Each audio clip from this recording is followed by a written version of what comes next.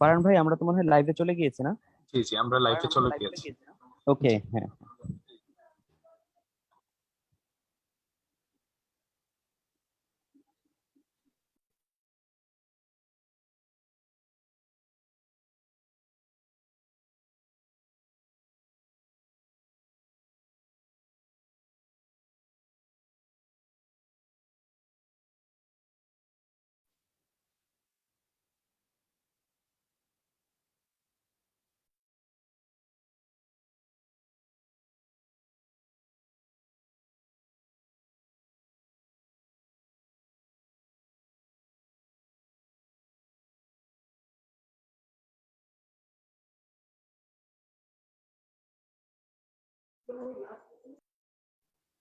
আচ্ছা, আসসালামু আলাইকুম। আজকে আমাদের সাথে যারা যুক্ত হচ্ছেন সবাই একটু নামের পাশে আইডিটা অ্যাড করে ফেলবেন প্লিজ।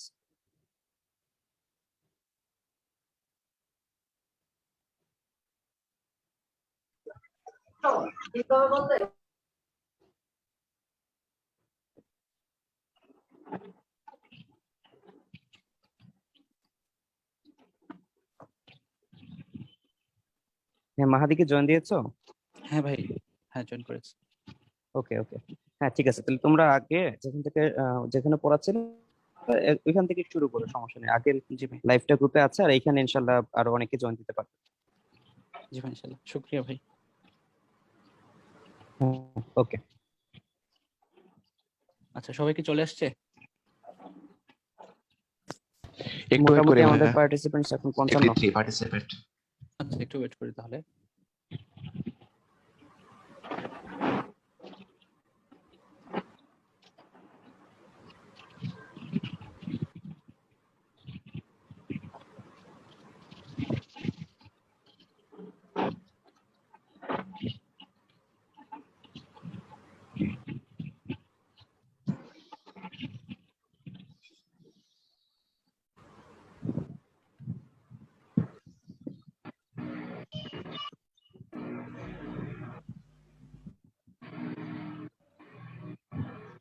ফোনটাকে ডো নট ডিস্টার্ব দিয়ে দেন, নাহলে অনেক চ্যাট বক্স তো মেসেজ আসতে থাকে। কি মোড দিব? DND, do not disturb mode, তাহলে আর ওগুলো আচ্ছা, চ্যাটে আসবে। হ্যাঁ হ্যাঁ।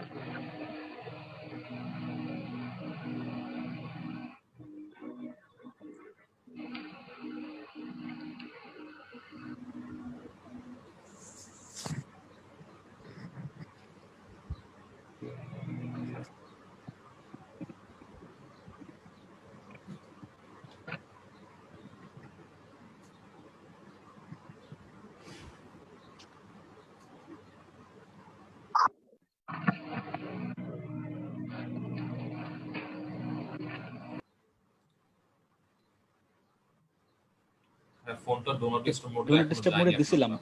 না না, ডো নট ডিস্টার্ব মোডে যায়নি, আপনি মানে সাইলেন্ট করছেন। এই যে ডো নট ডিস্টার্ব দিছি। ওটা তাহলে কাস্টমাইজ করতে হবে একটু মনে হয়, কারণ আপনি আচ্ছা চ্যাটগুলো এখন আসতেছে। আচ্ছা, দেখতেছি। একটু কাস্টমাইজ করুন।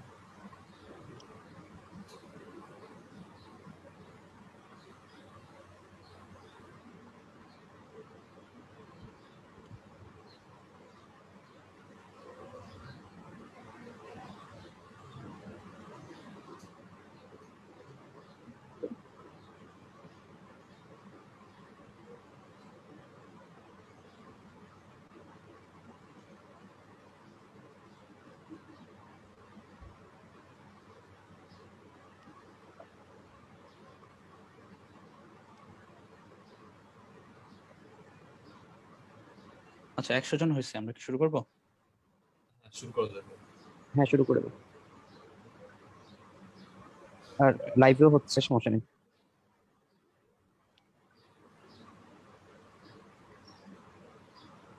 ওকে ওকে, তো আমরা কথা বলছিলাম হচ্ছে যে সেল ইনজুরির কারণ কি কি হতে পারে। তো এর মধ্যে প্রথম কারণ আমরা বলেছিলাম যে হাইপোক্সিয়া এবং ইসকেমিয়া, এই দুটো কারণে সেল ইনজুরি হতে পারে। এছাড়া আরো কিছু কারণ আছে।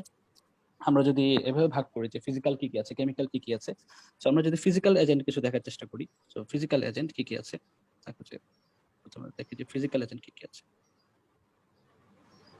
ফিজিক্যাল এজেন্টের মধ্যে কি হতে পারে, যেমন ধরো যদি কেউ মেকানিক্যাল ট্রমা কেউ পায়, ধরো যে ব্লান্ট ইনজুরি বা ক্রাশ ইনজুরি এরকম, বা গানশট ওন্ড যেরকম তোমরা ফরেন্সিকে পড়ে আসছো, এগুলোর কারণে সেল ইনজুরি হতে পারে। থার্মাল ইনজুরি হতে পারে, যদি এক্সট্রিম অফ টেম্পারেচার মানে বার্নস বা কোল্ড এগুলোর কারণে হতে পারে। রেডিয়েশনের কারণে হতে পারে, আয়োনাইজিং রেডিয়েশন বা নন আয়োনাইজিং রেডিয়েশন যেগুলো আছে এগুলোর কারণে হতে পারে। ইলেকট্রিক শক যদি কেউ খায় তাহলে সেল ইনজুরি হতে পারে। মানে ফিজিক্যালের মধ্যে এই যে তোমরা ফরেন্সিকে পড়েছো এগুলা, যে ট্রমা, থার্মাল ইনজুরি, তারপর হচ্ছে রেডিয়েশন, ইলেকট্রিক শক, এগুলো হচ্ছে ফিজিক্যাল কারণে আমাদের সেল ইনজুরি হতে পারে। 3 নম্বরে যদি আমরা দেখি কেমিক্যাল এজেন্ট কি কি আছে, কেমিক্যাল কারণে আমাদের সেল ইনজুরি হতে পারে। সো কেমিক্যালের মধ্যে আমরা পাবো যে পয়জন যেগুলো আছে, পয়জন তোমরা পড়েছো যে আর্সেনিক, মার্কিউরিক সল্ট বা সায়ানাইড। তারপর হচ্ছে সিম্পল কেমিক্যালের মধ্যে আছে ধরো গ্লুকোজ সল্ট, এগুলোর কারণে কিন্তু সেল ইনজুরি হতে পারে। স্ট্রং অ্যাসিড, তারপর হচ্ছে হাই টেম্পারেচার, হাই কনসেন্ট্রেশনে যদি আমরা অক্সিজেন রাখি, এটাও কিন্তু আমাদের জন্য টক্সিক, আমাদের সেলের জন্য। তারপরে আছে এয়ার পলিউটেন্টস যেগুলো আছে, ইনসেকটিসাইডস আছে, হার্বিসাইডস আছে, ইন্ডাস্ট্রিয়াল হ্যাজার্ড যেগুলো আছে, এগুলো আমাদের কেমিক্যাল এজেন্ট হিসেবে কাজ করবে সেল ইনজুরির জন্য। তারপরে ধরো কিছু ইনফেকশাস এজেন্ট আছে। ইনফেকশাস এজেন্ট যেমন আমরা জানি যে ইনফেকশাসের মধ্যে কারা আছে, ভাইরাস, ব্যাকটেরিয়া, এগুলো হচ্ছে আমাদের সেল ইনজুরি করে। ভাইরাস, ব্যাকটেরিয়া, তারপর হচ্ছে প্যারাসাইট, ফাঙ্গাই, এগুলো হচ্ছে আমাদের সেল ইনজুরি করে। তারপর গিয়ে আছে ইমিউনোলজিক রিয়াকশন যদি হয়। ইমিউনোলজিক রিয়াকশনের মধ্যে দুইটা কথা আমরা মনে রাখবো।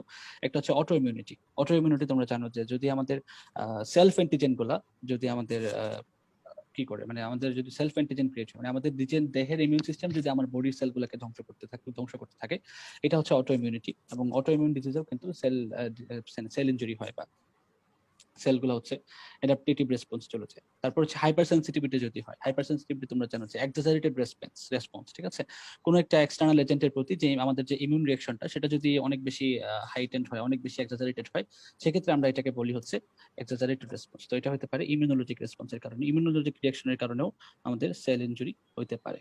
সো আমরা অনেকগুলো কারণ পড়লাম সেল ইনজুরি। আমাদের হতে পারে যে হাইপোক্সিয়া বা ইসকিমের কারণে হতে পারে, ফিজিক্যাল কিছু এজেন্ট আছে, কেমিক্যাল এজেন্ট আছে, ইনফেকশাস এজেন্ট আছে, এবং হচ্ছে ইমিউনোলজিক রিঅ্যাকশনের কারণে হতে পারে। এরপরে যেটা হতে পারে, এরপরে হতে পারে যে জেনেটিক জেনেটিক ডিঅ্যারেঞ্জমেন্টের কারণেও কিন্তু সেল ইনজুরি হতে পারে। জেনেটিক কি কি দেখো যে যদি হচ্ছে কারো ফাংশনাল প্রোটিন ডেফিসিয়েন্সি থাকে, ঠিক আছে, তারপর হচ্ছে কারো যদি ডিএনএটা ড্যামেজ থাকে বা প্রোটিন গুলো মিসফুল থাকে, এগুলো আমরা পড়বো একটু পরে যে এই মেকানিজম গুলো একদম ডিটেলস পড়বো, ঠিক আছে। তো ওইখানে আরো ক্লিয়ার হবে ব্যাপারটা। তো এখন জাস্ট হচ্ছে কোষগুলোর নাম জানতেছি, এগুলো কিভাবে সেল ড্যামেজ করে সেটা আমরা পরে একটু পরে পড়বো। তারপর যদি নিউট্রিশনাল ইমব্যালেন্স হয়, নিউট্রিশনাল ইমব্যালেন্সের মধ্যে যদি ধরো কারো প্রোটিন ক্যালোরি ডেফিসিয়েন্সি হয়, সেক্ষেত্রে হচ্ছে সেল ড্যামেজ হতে পারে। সো নিউট্রিশনাল একটা একটা কজ আমরা পাবো, নিউট্রিশনাল ডেফিসিয়েন্সি, ঠিক আছে। তাহলে আমরা কি অনেকগুলো কারণ পাইলাম, 7টা কারণ টোটাল আমরা সেল ইনজুরির কজ হিসেবে আমরা মার্ক করলাম। আচ্ছা, তোমাদের এই রবিন্স বইয়ে, আমি এখানে রবিন্স থেকে তোমাদেরকে দেখাচ্ছি, রবিন্সে অনেকগুলো কথা বলা আছে। দেখো যে এখানে হাইপোক্সিয়া ইসকেমিয়ার কথা বলা আছে, তারপর হচ্ছে টক্সিনের মধ্যে আমার ফিজিক্যাল কেমিক্যাল সবগুলো চলে আসছে এখানে, এয়ার পলিউটেন্টস, তারপর ইনসেক্টিসাইডস, কার্বন মনোক্সাইড, অ্যাসবেস্টস, এগুলোর কথা বলা আছে। ইনফেকশাস এজেন্টের কথা বলা আছে এখানে, ভাইরাস, ব্যাকটেরিয়া, ফাঙ্গাই, এগুলোর কথা বলা আছে। ইমিউনোলজিক রিঅ্যাকশনের মধ্যে আছে দুইটা কথা, একটা হচ্ছে অটো ইমিউন রিঅ্যাকশন, দেখো অটো ইমিউন রিঅ্যাকশন, তারপর হচ্ছে আরেকটা হচ্ছে হাইপার সেনসিটিভিটি। হাইপার সেনসিটিভিটির কারণেও আমাদের সেল ইনজুরি হতে পারে। জেনেটিক অ্যাবনরমালিটির কথা বলা আছে, নিউট্রিশনাল ইমব্যালেন্সের কথা বলা আছে। সো মোটা দাগে আমরা কারণগুলো একটু ওভারভিউ করলাম যে কি কি কারণে হচ্ছে সেল ইনজুরি হতে পারে। এবার আসো আমরা এখন চলে যাব যে mechanism of cell injury. Sell injury কিভাবে হয়, মেকানিজম অফ সেল ইনজুরি চলে যাবো, আমরা একটু নিচে চলে যাবো, এগুলোতে আমরা পড়ে আসতেছি। সেল ডেথ বা সেল ইনজুরিতে আমরা একটু পড়ে আসতেছি। আমরা এখন mechanism of cell injury and cell death এটা দেখবো। সো মেকানিজমের মধ্যে ফার্স্টে আমরা যেহেতু বলছিলাম যে হাইপোক্সিয়ার কারণে সেল ইনজুরি হয়, সো দেখি যে আমরা হাইপোক্সিয়ার কারণে কিভাবে সেল ইনজুরি হতে পারে। সো দেখো হাইপোক্সিয়া হলে যেটা হয়, মানে হাইপোক্সিয়া তোমরা যেটা বললা যে হাইপোক্সিয়া মানে হচ্ছে অক্সিজেন সাপ্লাইটা কমে যাবে, বা ইসকেমিয়া মানে হচ্ছে ব্লাড সাপ্লাইটা কমে গেলে আলটিমেটলি অক্সিজেন সাপ্লাইটাও কমে যাচ্ছে। সো আমরা এখানে হাইপোক্সিয়া মানে বুঝবো যে অক্সিজেন সাপ্লাইটা কমে যাচ্ছে। অক্সিজেন সাপ্লাই কমে গেলে কি হবে,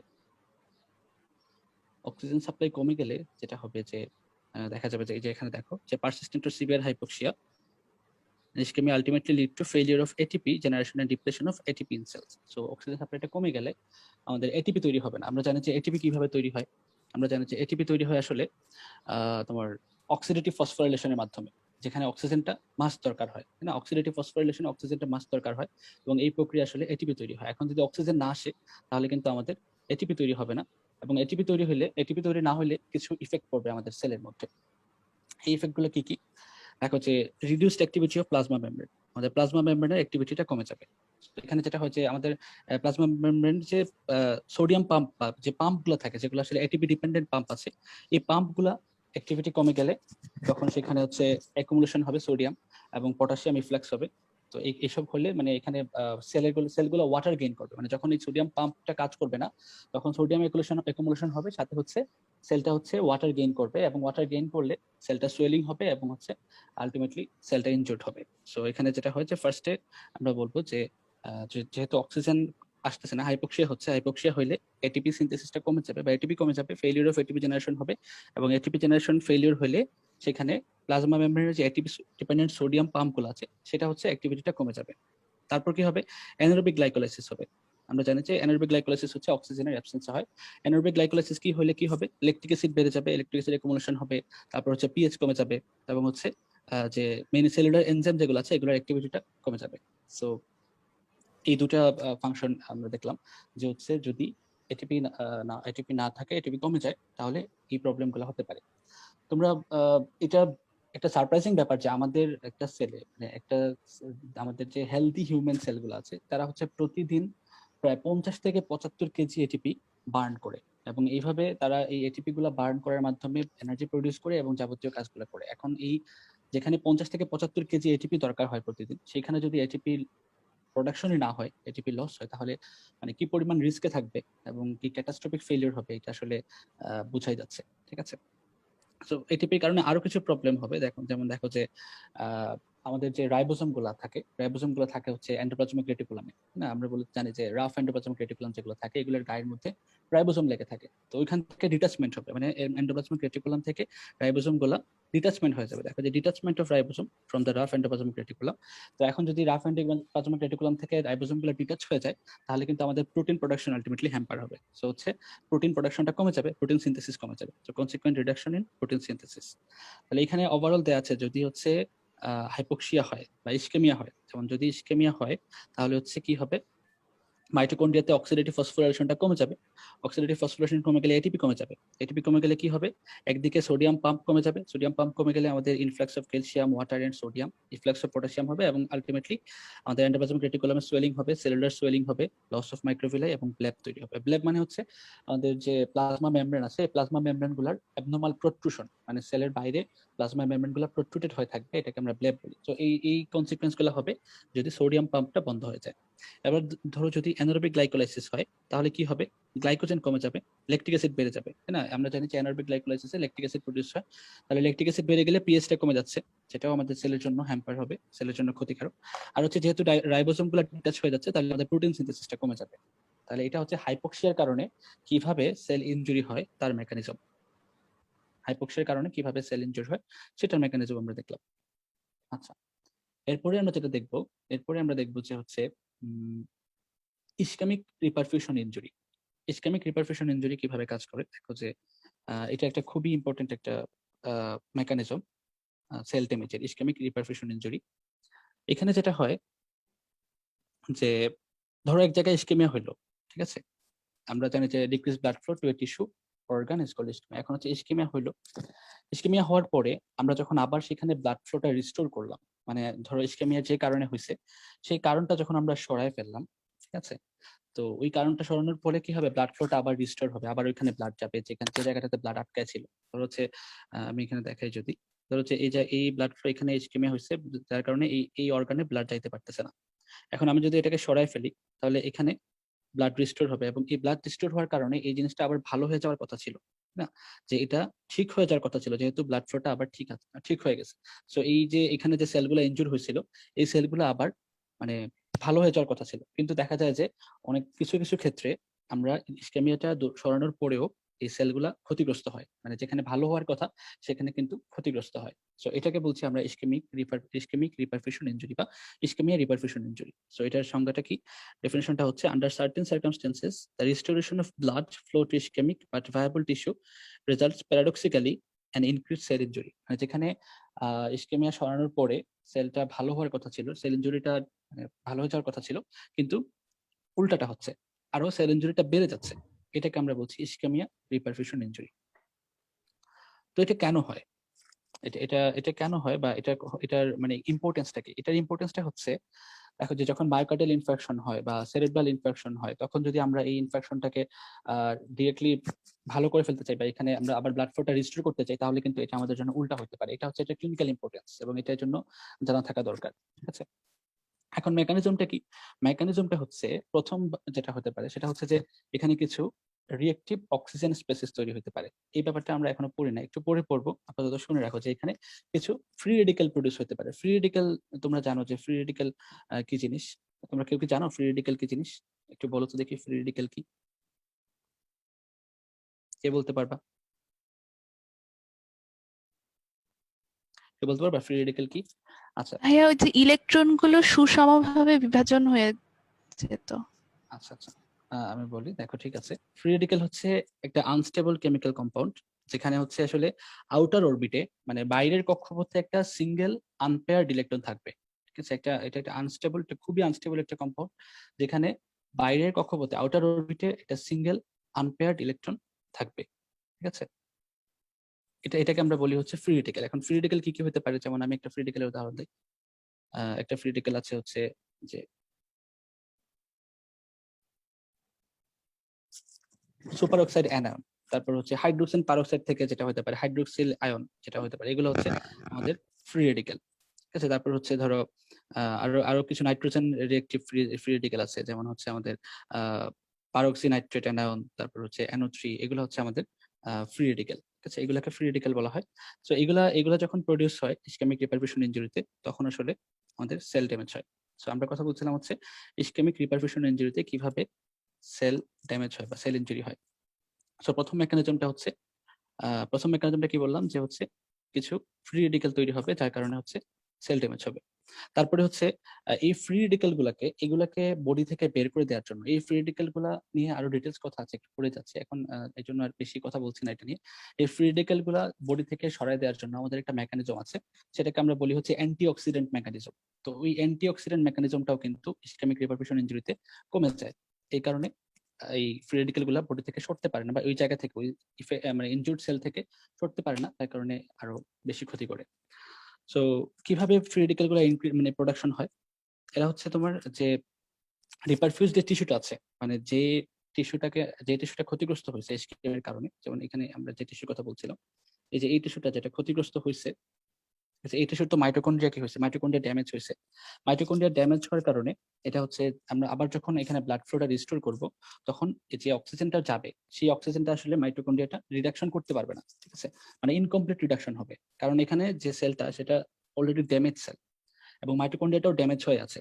তো এখানে যখন তুমি অনেক বেশি ব্লাড ফ্লো রিস্টোর করে দিলা, এই ব্লাডের সাথে যে অক্সিজেন গুলো আসলো, সেই অক্সিজেন গুলো তো রিডিউস করতে হবে মাইটোকন্ড্রিয়া, কিন্তু সে হচ্ছে রিডাকশন করতে পারলো না, তার ক্যাপাবিলিটি নাই, তার মানে ইনকমপ্লিট রিডাকশন হলো অক্সিজেনের। তখন হচ্ছে সেখানে কিছু ফ্রি রেডিক্যাল প্রোডাকশন হয়। আর এই ফ্রি রেডিক্যাল গুলো সরানোর জন্য আমার যে অ্যান্টিঅক্সিডেন্ট মেকানিজম, সেই অ্যান্টিঅক্সিডেন্ট মেকানিজমটাও আসলে তখন ডিফেক্টিভ থাকে, কারণ হচ্ছে আমার এই সেলটা ডিফেক্টিভ হয়ে যাচ্ছে, এই কারণে সেলুলার যে অ্যান্টিঅক্সিডেন্ট মেকানিজম আছে, ডিফেন্স মেকানিজম আছে, সেটাও কিন্তু তখন ডিফেক্টিভ হয়ে আছে, যার কারণে সে এই রিঅ্যাক্টিভ অক্সিজেন স্পেসিস বা ফ্রি রেডিক্যাল গুলাকে সরাতে পারছে না। তো এই কারণে হচ্ছে ইসকেমিক রিপারফিউশন ইনজুরিতে ফ্রি রেডিক্যাল গুলো প্রডিউস হয়, সেল ইনজুরি করতেছে। তারপরে যেটা হয়, ইনফ্লামেশন হয়। আচ্ছা, ইসকেমিক ইনজুরিতে কিছু সাইটোকাইন প্রডিউস হয়, যেগুলো হচ্ছে তোমার হচ্ছে ইনফ্লামেটরি রেসপন্সটাকে অ্যাগ্রিভেট করে। মানে আমরা ইনফ্লামেশন তো এখনো পড়ি নাই, তোমাদের নেক্সট ক্লাসে হচ্ছে ইনফ্লামেশন পড়ানো হবে, তখন তোমরা ইনফ্লামেশন সম্পর্কে আরো ডিটেইলস জানতে পারবে। সো আপাতত এটুকু মনে রাখতে পারো যে রিপারফিউশন ইনজুরিতে ইনফ্লামেশন হয়, এবং ইনফ্লামেশন হওয়ার কারণে হচ্ছে টিস্যু ইনজুরি হয়। আরেকটা হচ্ছে কমপ্লিমেন্ট সিস্টেম অ্যাক্টিভেট হয়ে যায়। আচ্ছা, কমপ্লিমেন্ট সিস্টেমটা কি?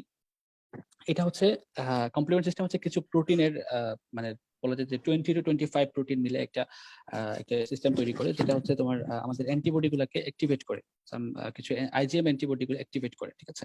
তো যখন হচ্ছে আমরা এই ব্লাড ফ্লোটা রিস্টোর করতেছি, তখন এই কমপ্লিমেন্ট গুলো কি করতেছে, সেই অ্যান্টিবডি গুলোর সাথে ডিপোজিট হয়ে এবং কমপ্লিমেন্ট সিস্টেমটা অ্যাক্টিভেট হচ্ছে, এবং যার কারণে ইনফ্লামেশন হচ্ছে এবং আরো ইনজুরি হচ্ছে। সো আলটিমেটলি এটাও ইনফ্লামেশনের দিকেই লিড করে।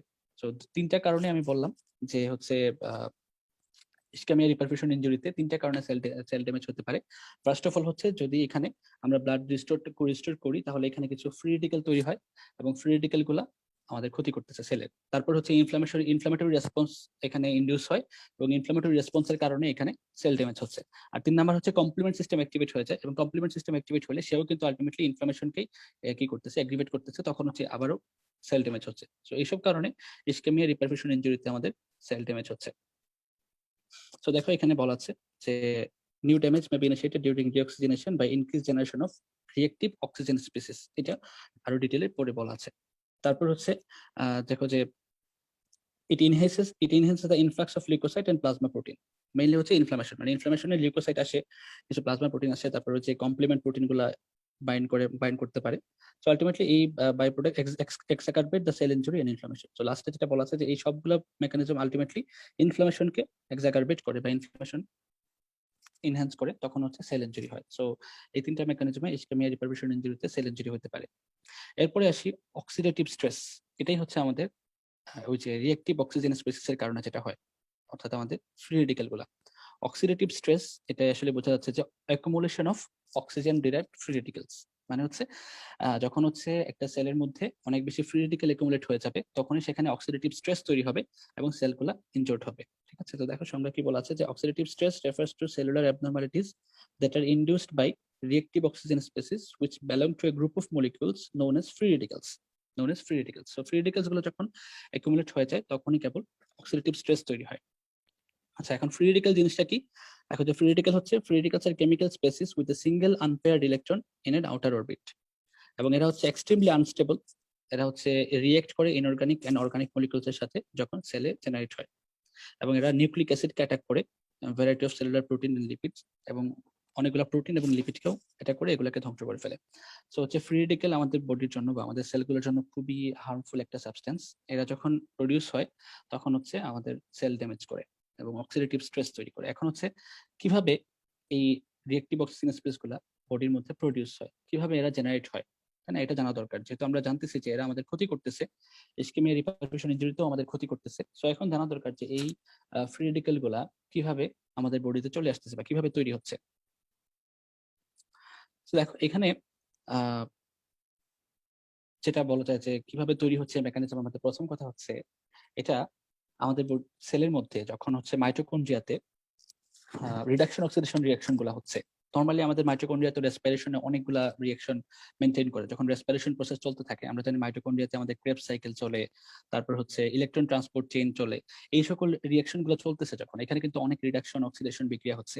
এই সকল বিক্রিয়ার সময় নর্মালি স্মল অ্যামাউন্ট অফ মানে ফ্রি রেডিক্যাল মাইটোকন্ড্রিয়াতে প্রডিউস হয়, মানে এটা হচ্ছে একদম স্পন্টেনিয়াস, মানে কোনো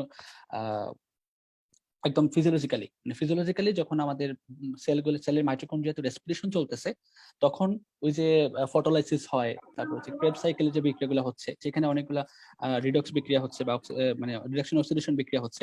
ওই বিক্রিয়াগুলো চলার সময় সেলের মধ্যে কিছু এই ফ্রি রেডিক্যাল অটোমেটিক তৈরি হচ্ছে, ঠিক আছে। এটা হচ্ছে প্রথম কথা।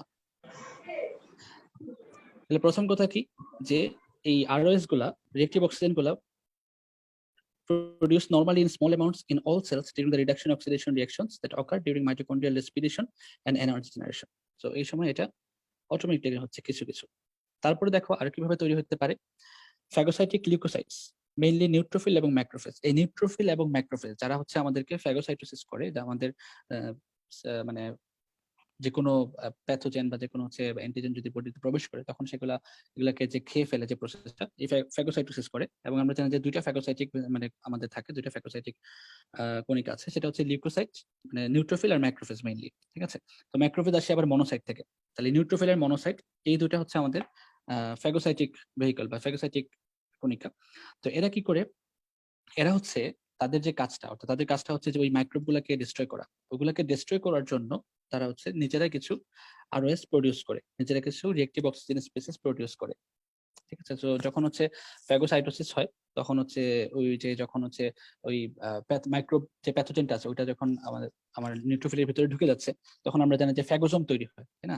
আমরা যখন এই ফ্যাগোসাইটোসিসটা পড়েছি দেখেছি যে যখন ধরি এটা একটা নিউট্রোফিল, সে হচ্ছে একটা প্যাথোজেনকে ধরবে, তখন এই প্যাথোজেনকে কাছে গিয়ে সে কি করে, প্যাথোজেনকে এরকম নিজের শরীরে ঢুকায় ফেলে।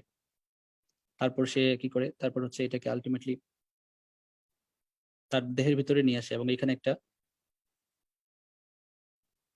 আবরণ তৈরি করে, এটাকে আমরা বলি কি ফ্যাগোজোম, এটাকে আমরা বলি ফ্যাগোজোম, তাই না? তারপর এখানে যে লাইসোজোম থাকে সেই লাইসোজোম গিয়ে এটার সাথে অ্যাটাচ হয় এবং তখন তৈরি হয় ফ্যাগোলাইসোজোম।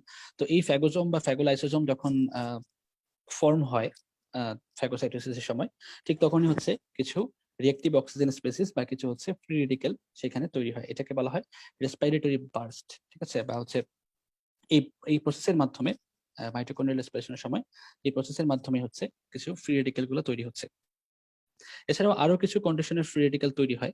সো মেইনলি যেমন ধরো যে যদি কোনো ড্রাগস বা কেমিক্যাল ইনজুরি হয়, যেমন কেমিক্যাল কার্সিনোজেন দিয়ে যদি কারো ইনজুরি হয় সেক্ষেত্রে ফ্রি রেডিক্যাল তৈরি হতে পারে। ঠিক আছে, তারপর হচ্ছে যদি হচ্ছে রেডিয়েশন ইনজুরি হয়, যেমন আলট্রাভায়োলেট লাইট দিয়ে যদি রেডিয়েশন ইনজুরি হয় বা হচ্ছে এক্স রে দিয়ে ইনজুরি হয়, তখনও কিন্তু ফ্রি রেডিক্যাল প্রডিউস হতে পারে। আর হচ্ছে যদি ইনফ্লামেশন হয়, ইনফ্লামেশনের সময়ও ওই যে লিউকোসাইট গুলা কাজ করে, তখনও কিন্তু কিছু ফ্রি রেডিক্যাল প্রডিউস হয়। আর ইসকেমিক যে রিপারফিউশন, ইসকেমিয়া রিপারফিউশন ইনজুরি, তখনও কিন্তু কিছু ফ্রি রেডিক্যাল প্রোডাকশন হয়। সো আমরা যদি এখন ওভারভিউ করার চেষ্টা করি যে আমাদের ফ্রি রেডিক্যাল গুলা কিভাবে তৈরি হয়, তাহলে প্রথমে যেটা দেখবো যে আমাদের সেল গুলাতে নর্মালি যখন মাইটোকন্ড্রিয়াতে রেসপিরেশন চলতেছে তখন কিছু ফ্রি রেডিক্যাল তৈরি হচ্ছে।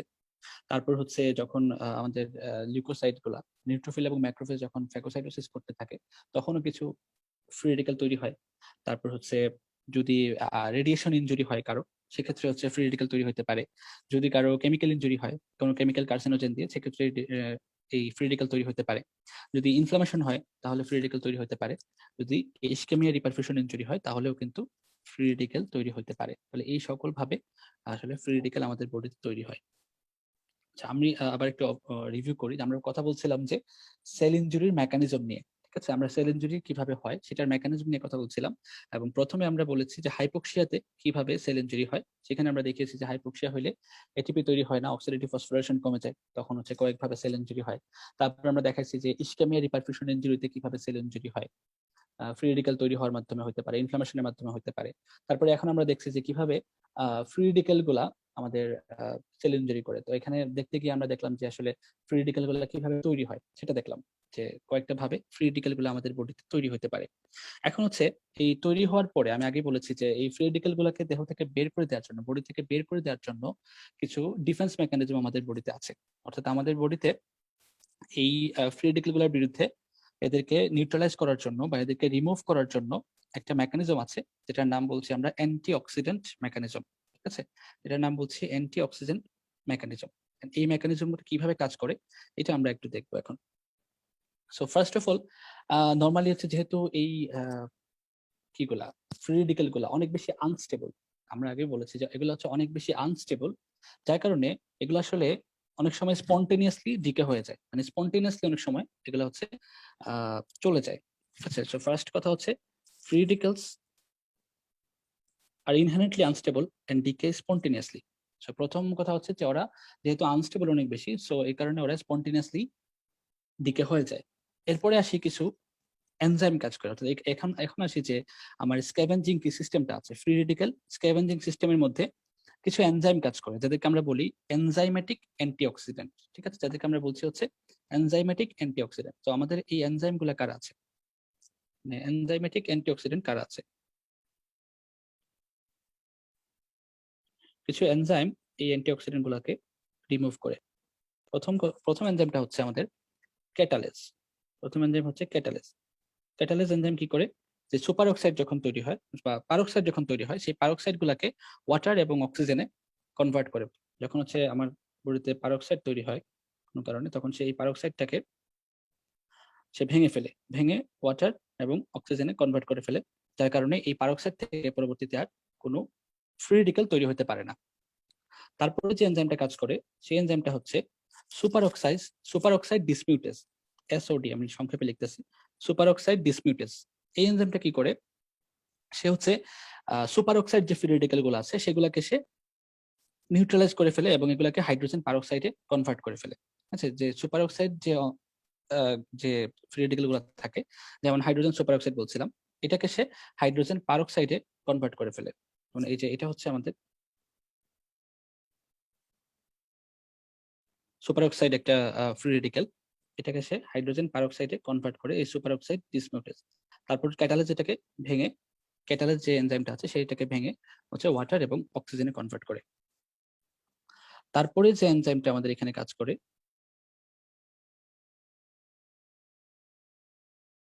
পরের এনজাইমটা হচ্ছে গ্লুটাথিয়ন পারঅক্সিডেজ। গ্লুটাথিয়ন পারঅক্সিডেজ, এই গ্লুটাথিয়ন পারঅক্সিডেজ কি করে দেখো, এই পরের এনজাইমটা হচ্ছে আমাদের গ্লুটাথিয়ন পারঅক্সিডেজ, সংক্ষেপে লিখতেছি। গ্লুটাথিয়ন পারঅক্সিডেজ সে কি করে, পারঅক্সাইড যেগুলো আছে এগুলোকে সেও কিন্তু পারঅক্সাইডকে নিউট্রালাইজ করে, হাইড্রোক্সিল এবং যে অ্যাসিটামিনোফেরন যে ফ্রি রেডিক্যাল গুলো আছে এগুলোকে সে নিউট্রালাইজ করে। সো এই তিনটা এনজাইমকে আমরা বলি হচ্ছে এনজাইমেটিক অ্যান্টিঅক্সিডেন্ট। ঠিক আছে, এনজাইমেটিক অ্যান্টিঅক্সিডেন্ট, একটা হচ্ছে ক্যাটালেজ, একটা হচ্ছে সুপার অক্সাইড ডিসমিউটেজ, আর একটা হচ্ছে গ্লুটাথিয়ন পারঅক্সিডেজ। এছাড়াও কিছু নন এনজাইমেটিক অ্যান্টিঅক্সিডেন্ট আছে আমাদের। এবারে সেই নন এনজাইমেটিক অ্যান্টিঅক্সিডেন্ট কি কি আছে?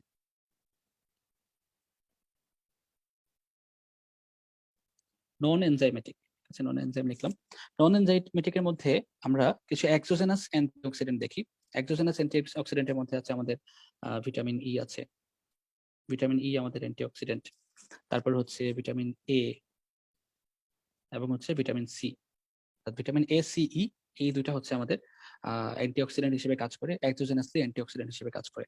এছাড়া এন্ডোজেনাস কিছু অ্যান্টিঅক্সিডেন্ট আছে, যেমন হচ্ছে সিরাম প্রোটিন। ঠিক আছে, সিরাম প্রোটিনের মধ্যে আছে ট্রান্সফেরিন, তারপর ফেরিটিন, অ্যালবুমিন, সেলুলোপ্লাজমিন, এই জিনিসগুলো হচ্ছে আমাদের এন্ডোজেনাস অ্যান্টিঅক্সিডেন্ট হিসেবে কাজ করে। কি কি আছে? ট্রান্সফেরিন,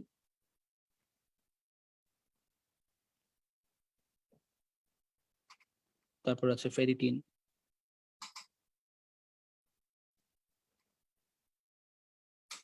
আছে হচ্ছে আমাদের সেলুলোপ্লাজমিন।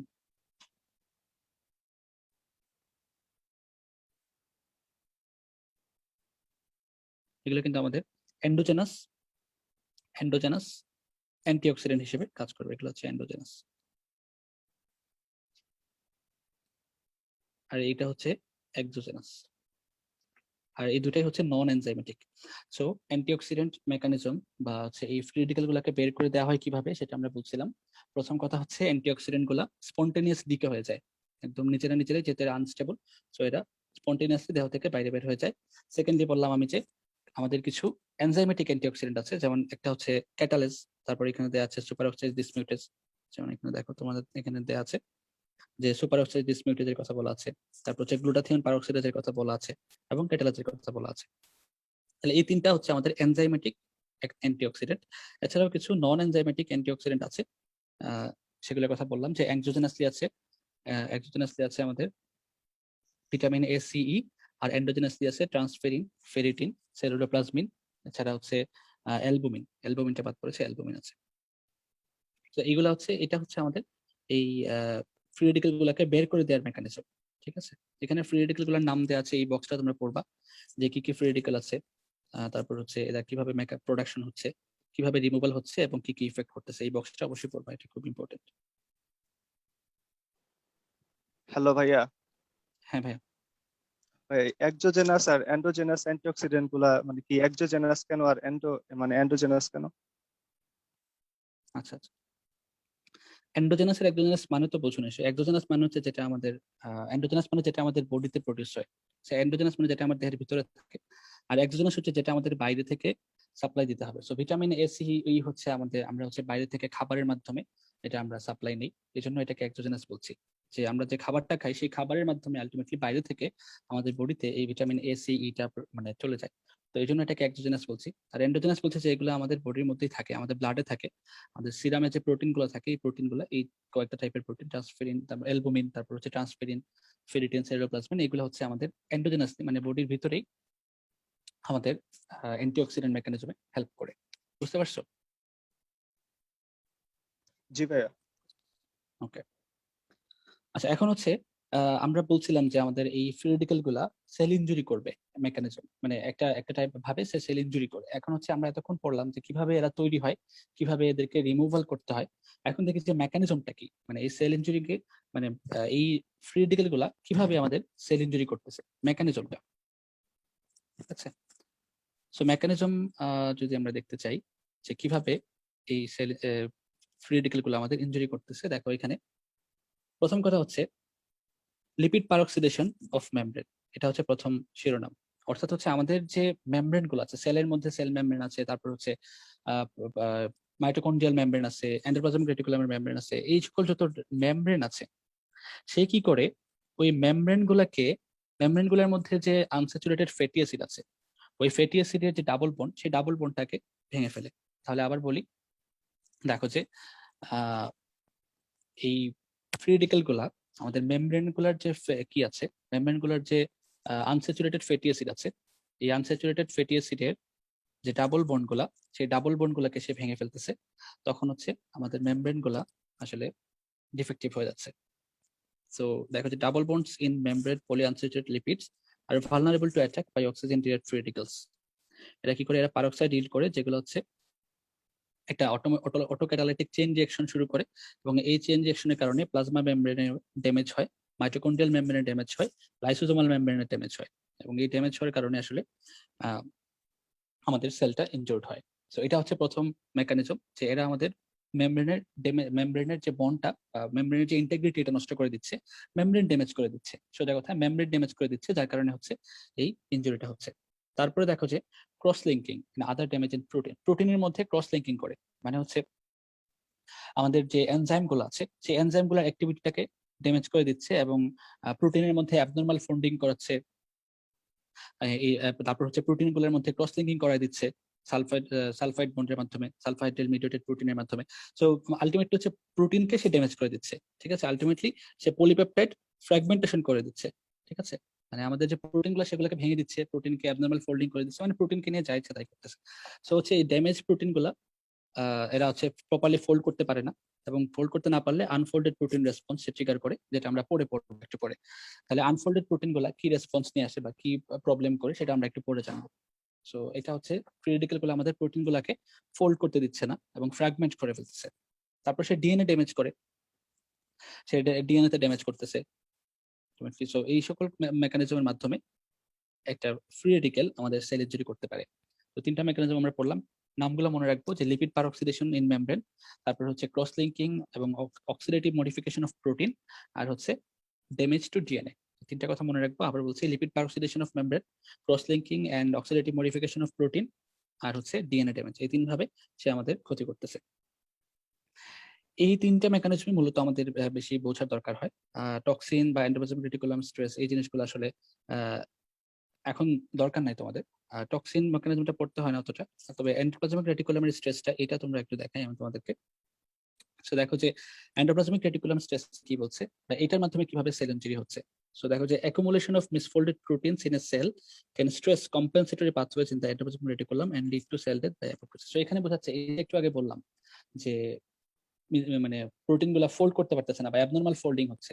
তো এই অ্যাবনর্মাল ফোল্ডিং ব্যাপারটা কি আসলে, বা এটা কেন হয়, বা এটা হলে কি সমস্যা হয়, এটাই হচ্ছে আমাদের এন্ডোপ্লাজমিক রেটিকুলাম স্ট্রেস। তো এন্ডোপ্লাজমিক রেটিকুলামের মধ্যে একটা প্রোটিন আছে যার নাম হচ্ছে শেপেরন। ঠিক আছে, এন্ডোপ্লাজমিক রেটিকুলামের মধ্যে একটা প্রোটিন আছে যেটার নাম হচ্ছে শেপেরন। যখন নর্মাল প্রোটিন সিনথেসিস হয় রাইবোসোমের মধ্যে, তখন এই শেপেরন প্রোটিনের কাজ হচ্ছে, সে হচ্ছে এন্ডোপ্লাজমিক রেটিকুলামের মধ্যে থাকা অবস্থায় সে প্রোটিন গুলাকে ফোল্ডিংটা কন্ট্রোল করে, যাতে প্রোটিনটা প্রপারলি ফোল্ড হয়। আমরা জানি প্রোটিন গুলো অনেক অনেক ধরনের ফোল্ড থাকে, primary structure, secondary structure, tertiary, quaternary, এরকম অনেকগুলো ফোল্ডিং এর মাধ্যমে এক একটা স্ট্রাকচার, এক একটা প্রোটিন যায়। সো এই যে প্রোটিন গুলো ফোল্ডিং হচ্ছে, এই ফোল্ডিংটা কন্ট্রোল করে বা প্রপার ফোল্ডিং হওয়াটা কন্ট্রোল করে হচ্ছে শেপেরন। ঠিক আছে, কোনো কারণে যদি কোনো প্রোটিন মিসফোল্ডেড হয়ে যায়, বা কোনো কারণে যদি কোনো প্রোটিনের ফোল্ডিং এর প্রবলেম হয়, সেটা হচ্ছে নষ্ট করে ফেলে, সেটা হচ্ছে প্রোটিওলাইসিস হয়ে যায়, অর্থাৎ এটাকে ভেঙে ফেলে। তো এই কাজটা করে হচ্ছে শেপেরন প্রোটিন। ঠিক আছে, এখন যদি কোনো কারণে কোনো আনফোল্ডেড বা মিসফোল্ডেড প্রোটিন আমাদের এন্ডোপ্লাজমিক রেটিকুলামে এসে জমা হয়, তখন হচ্ছে একটা প্রোটেক্টিভ রেসপন্স এখান থেকে শুরু হয়, এবং এটাকে বলা হয় আনফোল্ডেড প্রোটিন রেসপন্স। আমি তোমাদেরকে ধরাই দিই, দেখো যে যখন if if unfolded or misfolded proteins accumulate in the endoplasmic reticulum, they first induce a protective cellular response that is called unfolded protein response. So যদি কোনো কারণে কোনো প্রোটিন আনফোল্ডেড প্রোটিন আসে তখন এখানে একটা রেসপন্স তৈরি হয়, এটাকে বলছি আনফোল্ডেড প্রোটিন রেসপন্স। সো এটা হলে কি হবে, এটা কি করে যে সে এই রেসপন্স যখন শুরু হবে তখন সে প্রোডাকশন অফ শেপারনটা বাড়ায় দিবে, শেপারনের প্রোডাকশনটা বাড়ায় দিবে, কারণ শেপারন হচ্ছে ফোল্ডিং প্রপারলি করে থাকে। আরেকটা কি করবে, সে প্রোটিন ট্রান্সলেশনটা কমায় দিবে। সো সে হচ্ছে শেপারনের প্রোডাকশনটা বাড়ায় দিবে আর প্রোটিন ট্রান্সলেশনটা কমায় দিবে, যার কারণে হচ্ছে মিসফোল্ডেড প্রোটিনটা সেলের মধ্যে কমে যাবে। এটা হচ্ছে একটা কম্পেনসেটরি মেকানিজম, ঠিক আছে। এখন যদি কোনো কারণে অনেক বেশি এবং মানে লার্জ অ্যামাউন্ট অফ মিসফোল্ডেড প্রোটিন যদি চলে আসে তখন কিন্তু আর এটা এইভাবে কাজ করতে পারে না, অর্থাৎ অ্যাডাপটিভ রেসপন্সটা আর হ্যান্ডেল করতে পারে না। তখন হচ্ছে একটা মেকানিজম তৈরি হয়, তখন হচ্ছে ওই অ্যাপোপ্টোটিক পাথওয়েটা অ্যাক্টিভেট হয়ে যায়, যেটা আমরা এখনো পড়ি নাই। অ্যাপোপ্টোসিস কিভাবে হয় সেটা আমরা এখনো পড়ি নাই। তো তখন হচ্ছে অ্যাপোপ্টোটিক পাথওয়ে শুরু হয়ে যায় এবং আলটিমেটলি মানে হচ্ছে এই সেলটাই পুরোটাই ড্যামেজ হয়ে যায়, মানে সেলটা পুরোটাই নষ্ট হয়ে যায়, ঠিক আছে। তো আবার বলি, যখন হচ্ছে কোনো আনফোল্ডেড বা মিসফোল্ডেড প্রোটিন জমা হবে ইয়ারে মানে এন্ডোপ্লাজমিক রেটিকুলামে, তখন ফার্স্ট অফ অল এটা চেষ্টা করবে যে এটাকে কমায় ফেলার বা এটাকে ওভারকাম করার চেষ্টা করবে। কিভাবে? শেপারনকে প্রোডাকশন বাড়ায় দিয়ে আর হচ্ছে প্রোটিন ট্রান্সলেশনটা কমায় দিয়ে। তো যখন সে এটাও করতে পারবে না, যখন বেশি বেশি মিসফোল্ডেড প্রোটিন চলে আসতেছে, তখন আলটিমেটলি এটা বেছে নেবে এবং মানে ওরা সুইসাইড করার চিন্তা করবে, অর্থাৎ সেলটাকে পুরোপুরি মেরে ফেলার চিন্তা করবে এবং অ্যাপোপ্টোটিক পাথওয়েটা অ্যাক্টিভেট হয়ে যাবে। অ্যাপোপ্টোটিক পাথওয়ে অ্যাক্টিভেট হলে এই সেলটা পুরোপুরি ডিস্ট্রাকশন হয়ে যাবে। এখন হচ্ছে এই যে আমরা বলছি যে অ্যাবনর্মাল মিসফোল্ডেড প্রোটিন বা অনেক বেশি মিসফোল্ডেড প্রোটিন চলে আসতেছে, এটা কেন আসতেছে? অনেক বেশি মিসফোল্ডেড প্রোটিন কেন আসতেছে? তো অনেকগুলো কারণে এখানে আসতে পারে। এটার একটা চার্ট পরবর্তী পেজে দেওয়া আছে, তোমরা এখানে চলে আসি আমরা। দেখো যে অনেকগুলো কারণে এই মিসফোল্ডেড প্রোটিনটা চলে আসতে পারে। সো মেইনলি হচ্ছে এই মিসফোল্ডেড প্রোটিনের কারণে কি কি ডিজিজ হতে পারে এবং এই মিসফোল্ডেড প্রোটিনগুলো কেন আসতে পারে। দেখো যে ফার্স্ট অফ অল আমি একটা লাইন এখান থেকে ধরে দিই। এখানে দেখো যে this may result from gene mutation that lead to the production of proteins that cannot fold properly. তো প্রথম কথা হচ্ছে যে যদি জিন মিউটেশন হয়ে যায়, যদি যেই প্রোটিন তৈরি করার যে জিনটা আছে সেই জিনটা যদি মিউটেটেড হয়ে যায় তাহলে কিন্তু প্রোটিনটা প্রপারলি ফোল্ড করতে পারবে না।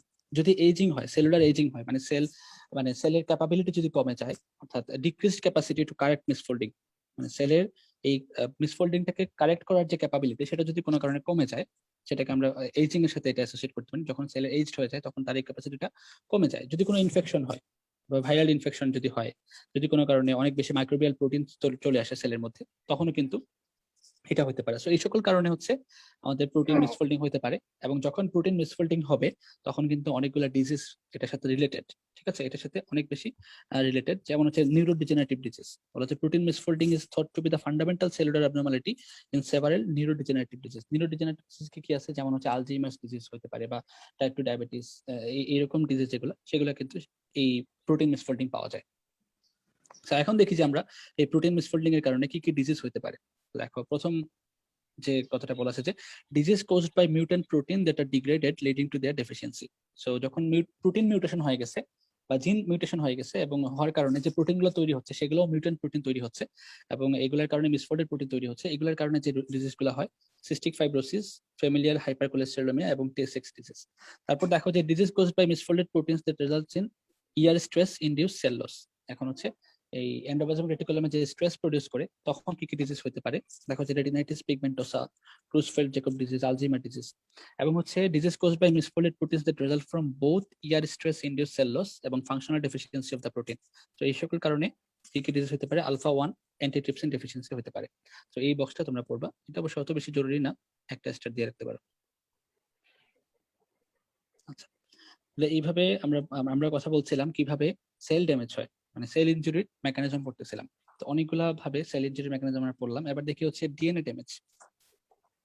ডিএনএ ড্যামেজের মাধ্যমেও কিন্তু সেল ইনজুরি হতে পারে, যেটা হচ্ছে ডিএনএ যদি কোনো কারণে ড্যামেজিং ড্রাগের প্রতি এক্সপোজার হয় বা হচ্ছে রেডিয়েশনের প্রতি এক্সপোজার হয় বা হচ্ছে অক্সিডেটিভ কার হচ্ছে মাইক আনমিউট করা, মিউট করে ফেলা। যদি কোনো কারণে কোনো ডিএনএ হচ্ছে ড্রাগের প্রতি এক্সপোজার হয়, যেগুলো ড্যামেজিং ড্রাগ বা হচ্ছে রেডিয়েশন এক্সপোজার হয়, অক্সিডেটিভ স্ট্রেস হয়, তখন কিন্তু ডিএনএ ড্যামেজ হতে পারে। এবং ডিএনএ ড্যামেজ হলে আমাদের সেল চেষ্টা করে যে ডিএনএটাকে হচ্ছে রিপেয়ার করার, ঠিক আছে। যখন কোনো ডিএনএ ড্যামেজ হয় আমাদের সেল চেষ্টা করে যে এটাকে রিপেয়ার করার, ঠিক আছে। এই যে দেখো যে allow the DNA to be repaired before it is replicated. So আমরা জানি যে ডিএনএ রেপ্লিকেশন হয় সেল ডিভিশনের সময়। ওই সেল ডিভিশনের সময় একটা প্রোটিন থাকে p53, সে হচ্ছে যখন দেখে যে একটা ড্যামেজ ওয়ালা ডিএনএ আসছে সেল রেপ্লিকেশন করার জন্য, বিভাজন হওয়ার জন্য, তখন সে চেষ্টা করে এটাকে রিপেয়ার করার, বলছে যাও তুমি ঠিক করে আসো, তুমি রিপেয়ার করে নিয়ে আসো। আচ্ছা, তো তখন সে রিপেয়ার করতে চলে যায়। যদি এই ড্যামেজটা খুব বেশি না হয় তখন এটা সাকসেসফুলি রিপেয়ার হয়ে যায়। কিন্তু যদি এটা রিপেয়ার না করা যায়, মানে রিপেয়ার করার মতো না হয়, তখন কিন্তু অ্যাপোপ্টোসিস শুরু হয়ে যায়। p53 তখন অ্যাপোপ্টোসিসকে মানে অ্যাক্টিভেট করে, অর্থাৎ এই সেলটাকে আর ডিভিশন করা যাবে না, ডিভিশন তো করা যাবেই না, এটাকে বাঁচিয়েও রাখা যাবে না, এটাকে মেরে ফেলতে হবে। তখন হচ্ছে অ্যাপোপ্টোসিসের মাধ্যমে এই সেলটা আলটিমেটলি মানে কি হয়ে যায়, সেল ডেড হয়ে যায়। সো ডিএনএ ড্যামেজ থেকে যেটা বললাম, যে যদি ডিএনএ মিউটেশনের কারণে মিউটেশন হয় বা কোনো কারণে রেডিয়েশনের কারণে বা হচ্ছে আলট্রাভায়োলেট এক্সপোজারের কারণে বা ড্যামেজিং ড্রাগ এক্সপোজারের কারণে যদি ডিএনএ ড্যামেজ হয় কখনো, তখন এই ডিএনএটা চাইলে রিপেয়ার করতে পারে। যদি রিপেয়ার করার মতো না হয় তাহলে এটাকে অ্যাপোপ্টোসিসের মাধ্যমে মেরে ফেলতে হয়। তো এই হচ্ছে ডিএনএ ড্যামেজের মাধ্যমে কিভাবে সেল ড্যামেজ হয়। আচ্ছা, এরপরে ইনফ্লামেশন আছে। ইনফ্লামেশন আমি এখন পড়াবো না, ইনফ্লামেশনের আলাদা একটা ক্লাস আছে, তোমাদের সেখানে ইনফ্লামেশন নিয়ে ডিটেইলস পড়ানো হবে, তখন তোমরা এটা ভালো জানতে পারবে। সো এই হচ্ছে আমাদের মেকানিজম অফ সেল।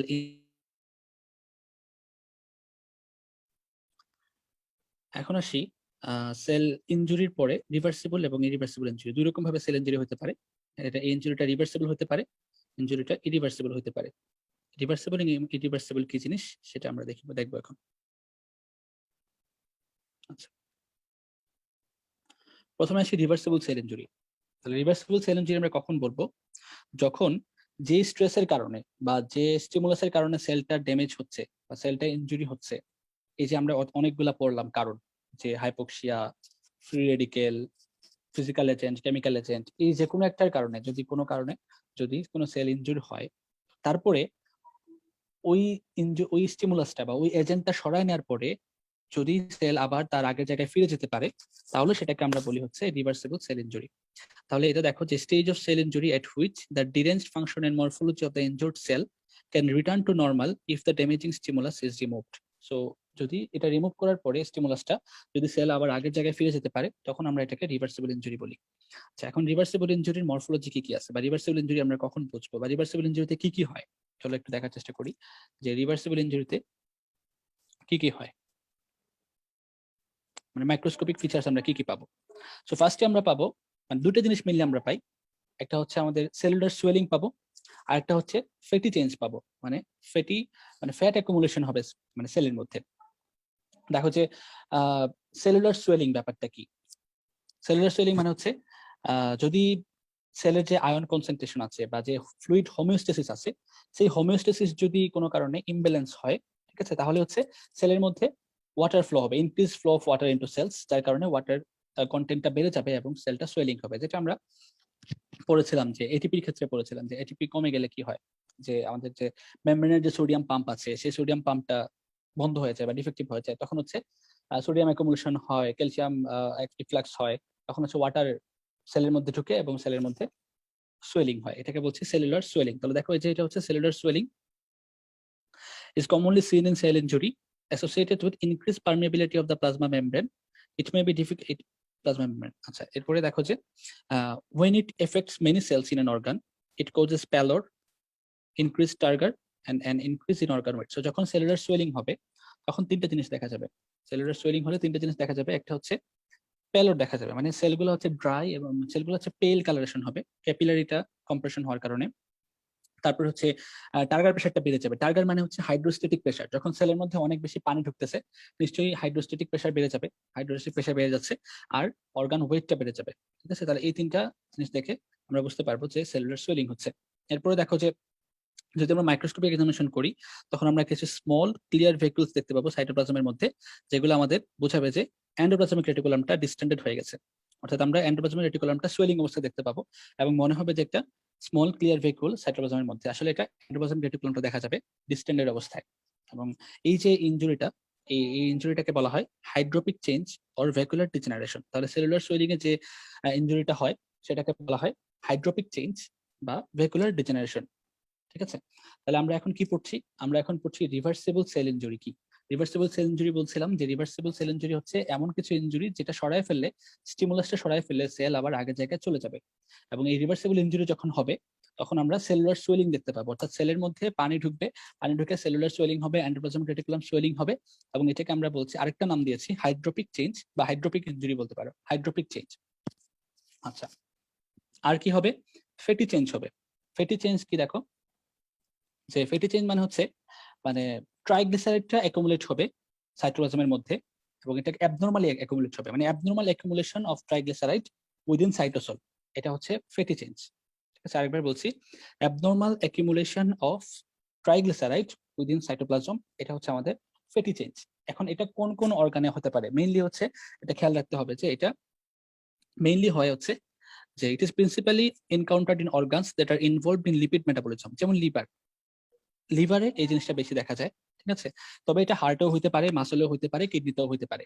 ঠিক আছে, তাহলে মেইনলি হচ্ছে এখানে যে সেলগুলো লিপিড মেটাবলিজমে ইনভলভ সেগুলোতে হয়, যেমন লিভার, তবে হার্ট, কিডনি, মাসল এগুলোতেও কিন্তু হতে পারে। এই ফ্যাটি চেঞ্জটা কেন হয়? যেমন ধরো কেউ হচ্ছে অনেক বেশি অ্যালকোহলিক, ঠিক আছে, অ্যালকোহল সে অ্যাবিউজ করতেছে, অ্যালকোহল খাচ্ছে, বা হচ্ছে কারো প্রোটিন ম্যালনিউট্রিশন হচ্ছে, ঠিক আছে, তার কারণে কি হয়, তার হেপাটোসাইটটা ড্যামেজ হচ্ছে। হেপাটোসাইট ড্যামেজ হইলে ওই ওই রিলেটেড ডিসঅর্ডার গুলো হয়, তখন হচ্ছে হাইপারলিপিডিমিয়া হয়। ঠিক আছে, বা হচ্ছে যে ডিজিজ গুলোর কারণে হাইপারলিপিডিমিয়া হয়, যেমন হচ্ছে অবেসিটি, ডায়াবেটিস মেলাইটাস, কনজেনিটাল হাইপারলিপিডিমিয়া, এগুলোর কারণে কিন্তু অনেকের হাইপারলিপিডিমিয়া হয়। সো মেইনলি হচ্ছে যদি লিভার সেলগুলো ড্যামেজ হয়, হেপাটোসাইট যদি ড্যামেজ হয়, তখন হাইপারলিপিডিমিয়া হতে পারে। যদি কোনো কিছু ডিজিজ হয় যেমন অবেসিটি, ডায়াবেটিস, তাহলেও কিন্তু হাইপারলিপিডিমিয়া হতে পারে।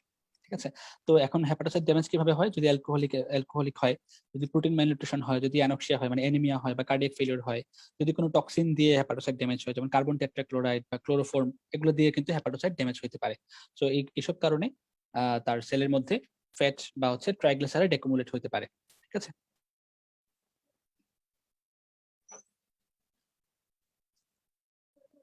আচ্ছা, তাহলে এই দুটো জিনিস আমরা দেখলাম যে আমরা রিভার্সিবল ইনজুরির ক্ষেত্রে সেলুলার সোয়েলিং এবং হচ্ছে ফ্যাটি চেঞ্জ পাবো।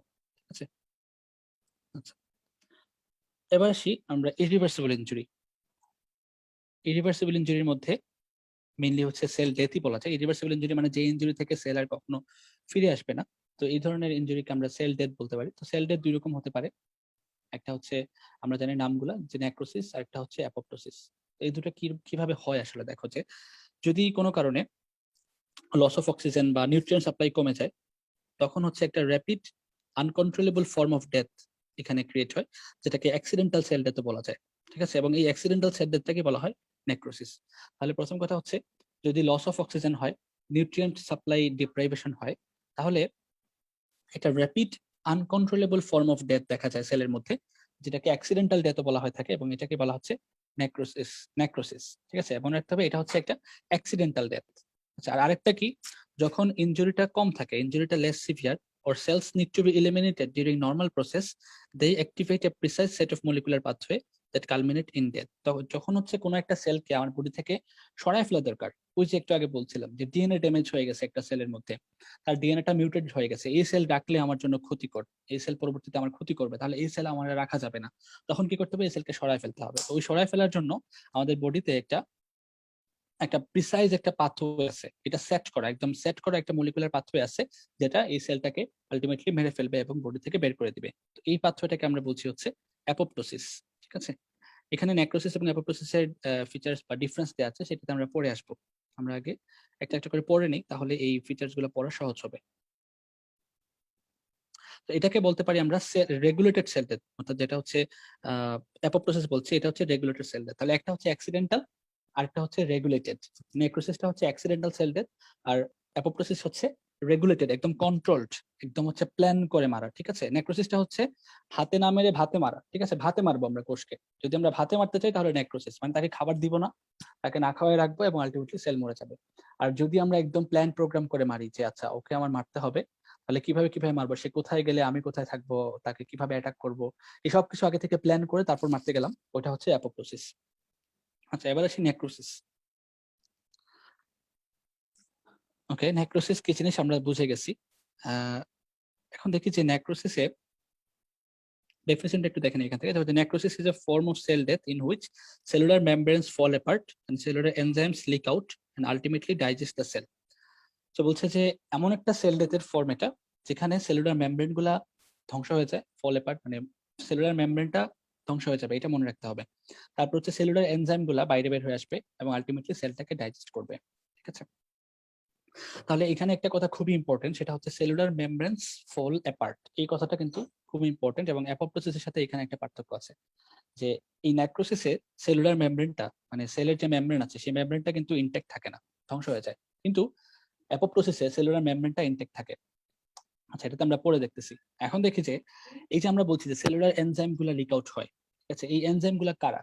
আচ্ছা, এই এনজাইম গুলা কারা? এনজাইম গুলা হতে পারে যে ওই সেলের যে লাইসোজোম আছে সেই লাইসোজোম থেকে সেলগুলা মানে এনজাইম গুলা বের হয়ে আসতে পারে। আমরা জানি যে লাইসোজোমের মধ্যে অনেক হাইড্রোলাইজিং এনজাইম থাকে, সেই এনজাইম গুলা বের হয়ে আসতে পারে, ঠিক আছে। অথবা হচ্ছে এখানে যে একটা ইনফ্লামেশন তৈরি হয়, সেই ইনফ্লামেশনের কারণে লিউকোসাইট যেগুলো আসছে এখানে, সেই লিউকোসাইট গুলাও কিন্তু এখানে এই ডাইজেস্টিভ সেল ডাইজেশনে পার্টিসিপেট করতে পারে। তাহলে এখানে একটা কথা চলে আসলো, ইনফ্লামেশন।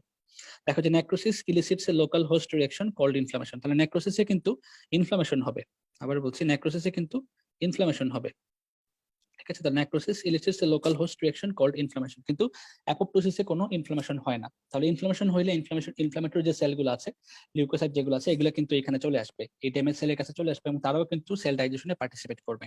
তাহলে দুইটা জিনিস এখানে পার্টিসিপেট করে, একটা হচ্ছে যে দেখো যে the enzymes responsible for digestion of the cell are derived from lysosome and may come from the dying cell themselves, মানে যে সেল মানে মারা যাবে সেই সেল থেকে এনজাইম গুলো আসতে পারে লাইসোজোম থেকে, অথবা ফ্রম লিউকোসাইটস, অথবা দেখো from leukocytes recruited as part of the inflammatory reaction.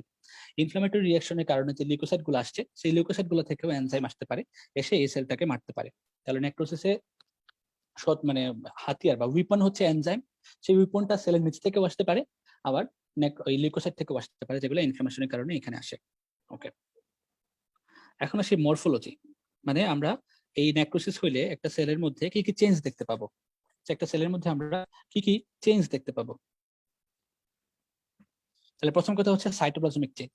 দুই ধরনের চেঞ্জ আছে, একটা হচ্ছে সাইটোপ্লাজমিক চেঞ্জ, একটা হচ্ছে নিউক্লিয়ার চেঞ্জ। সাইটোপ্লাজমে কি চেঞ্জ হবে এবং নিউক্লিয়াসে কি চেঞ্জ হবে। প্রথম কথা হচ্ছে সাইটোপ্লাজমিক চেঞ্জ। তাহলে দেখো যে সাইটোপ্লাজমের মধ্যে ইনক্রিজড ইউসিনোফিলিয়া দেখা যাবে, সাইটোপ্লাজমের মধ্যে ইনক্রিজড ইউসিনোফিলিয়া দেখা যাবে, এটাই মনে রাখতে হবে। সাইটোপ্লাজম থেকে সাইটোপ্লাজমে ইনক্রিজড ইউসিনোফিলিয়া দেখা যাবে। তারপরে দেখো কি হতে পারে, যে গ্লাইকোজেন পার্টিকেল গুলা, সেলের যে গ্লাইকোজেন পার্টিকেল আছে সেগুলা লস হওয়ার কারণে একটা গ্লাসি হোমোজেনাস অ্যাপিয়ারেন্স দেখা যাবে, mostly because of the loss of lighter staining glycogen particle. তো কি দেখা যাবে, the cells may have a glassy homogenous appearance, একটা গ্লাসি হোমোজেনাস অ্যাপিয়ারেন্স দেখা যাবে এই গ্লাইকোজেন পার্টিকুলেট গুলা লস হওয়ার কারণে। তারপরে কি দেখা যাবে, when enzymes have digested cytoplasmic organelles, the cytoplasm becomes vacuolated and appears moth-eaten.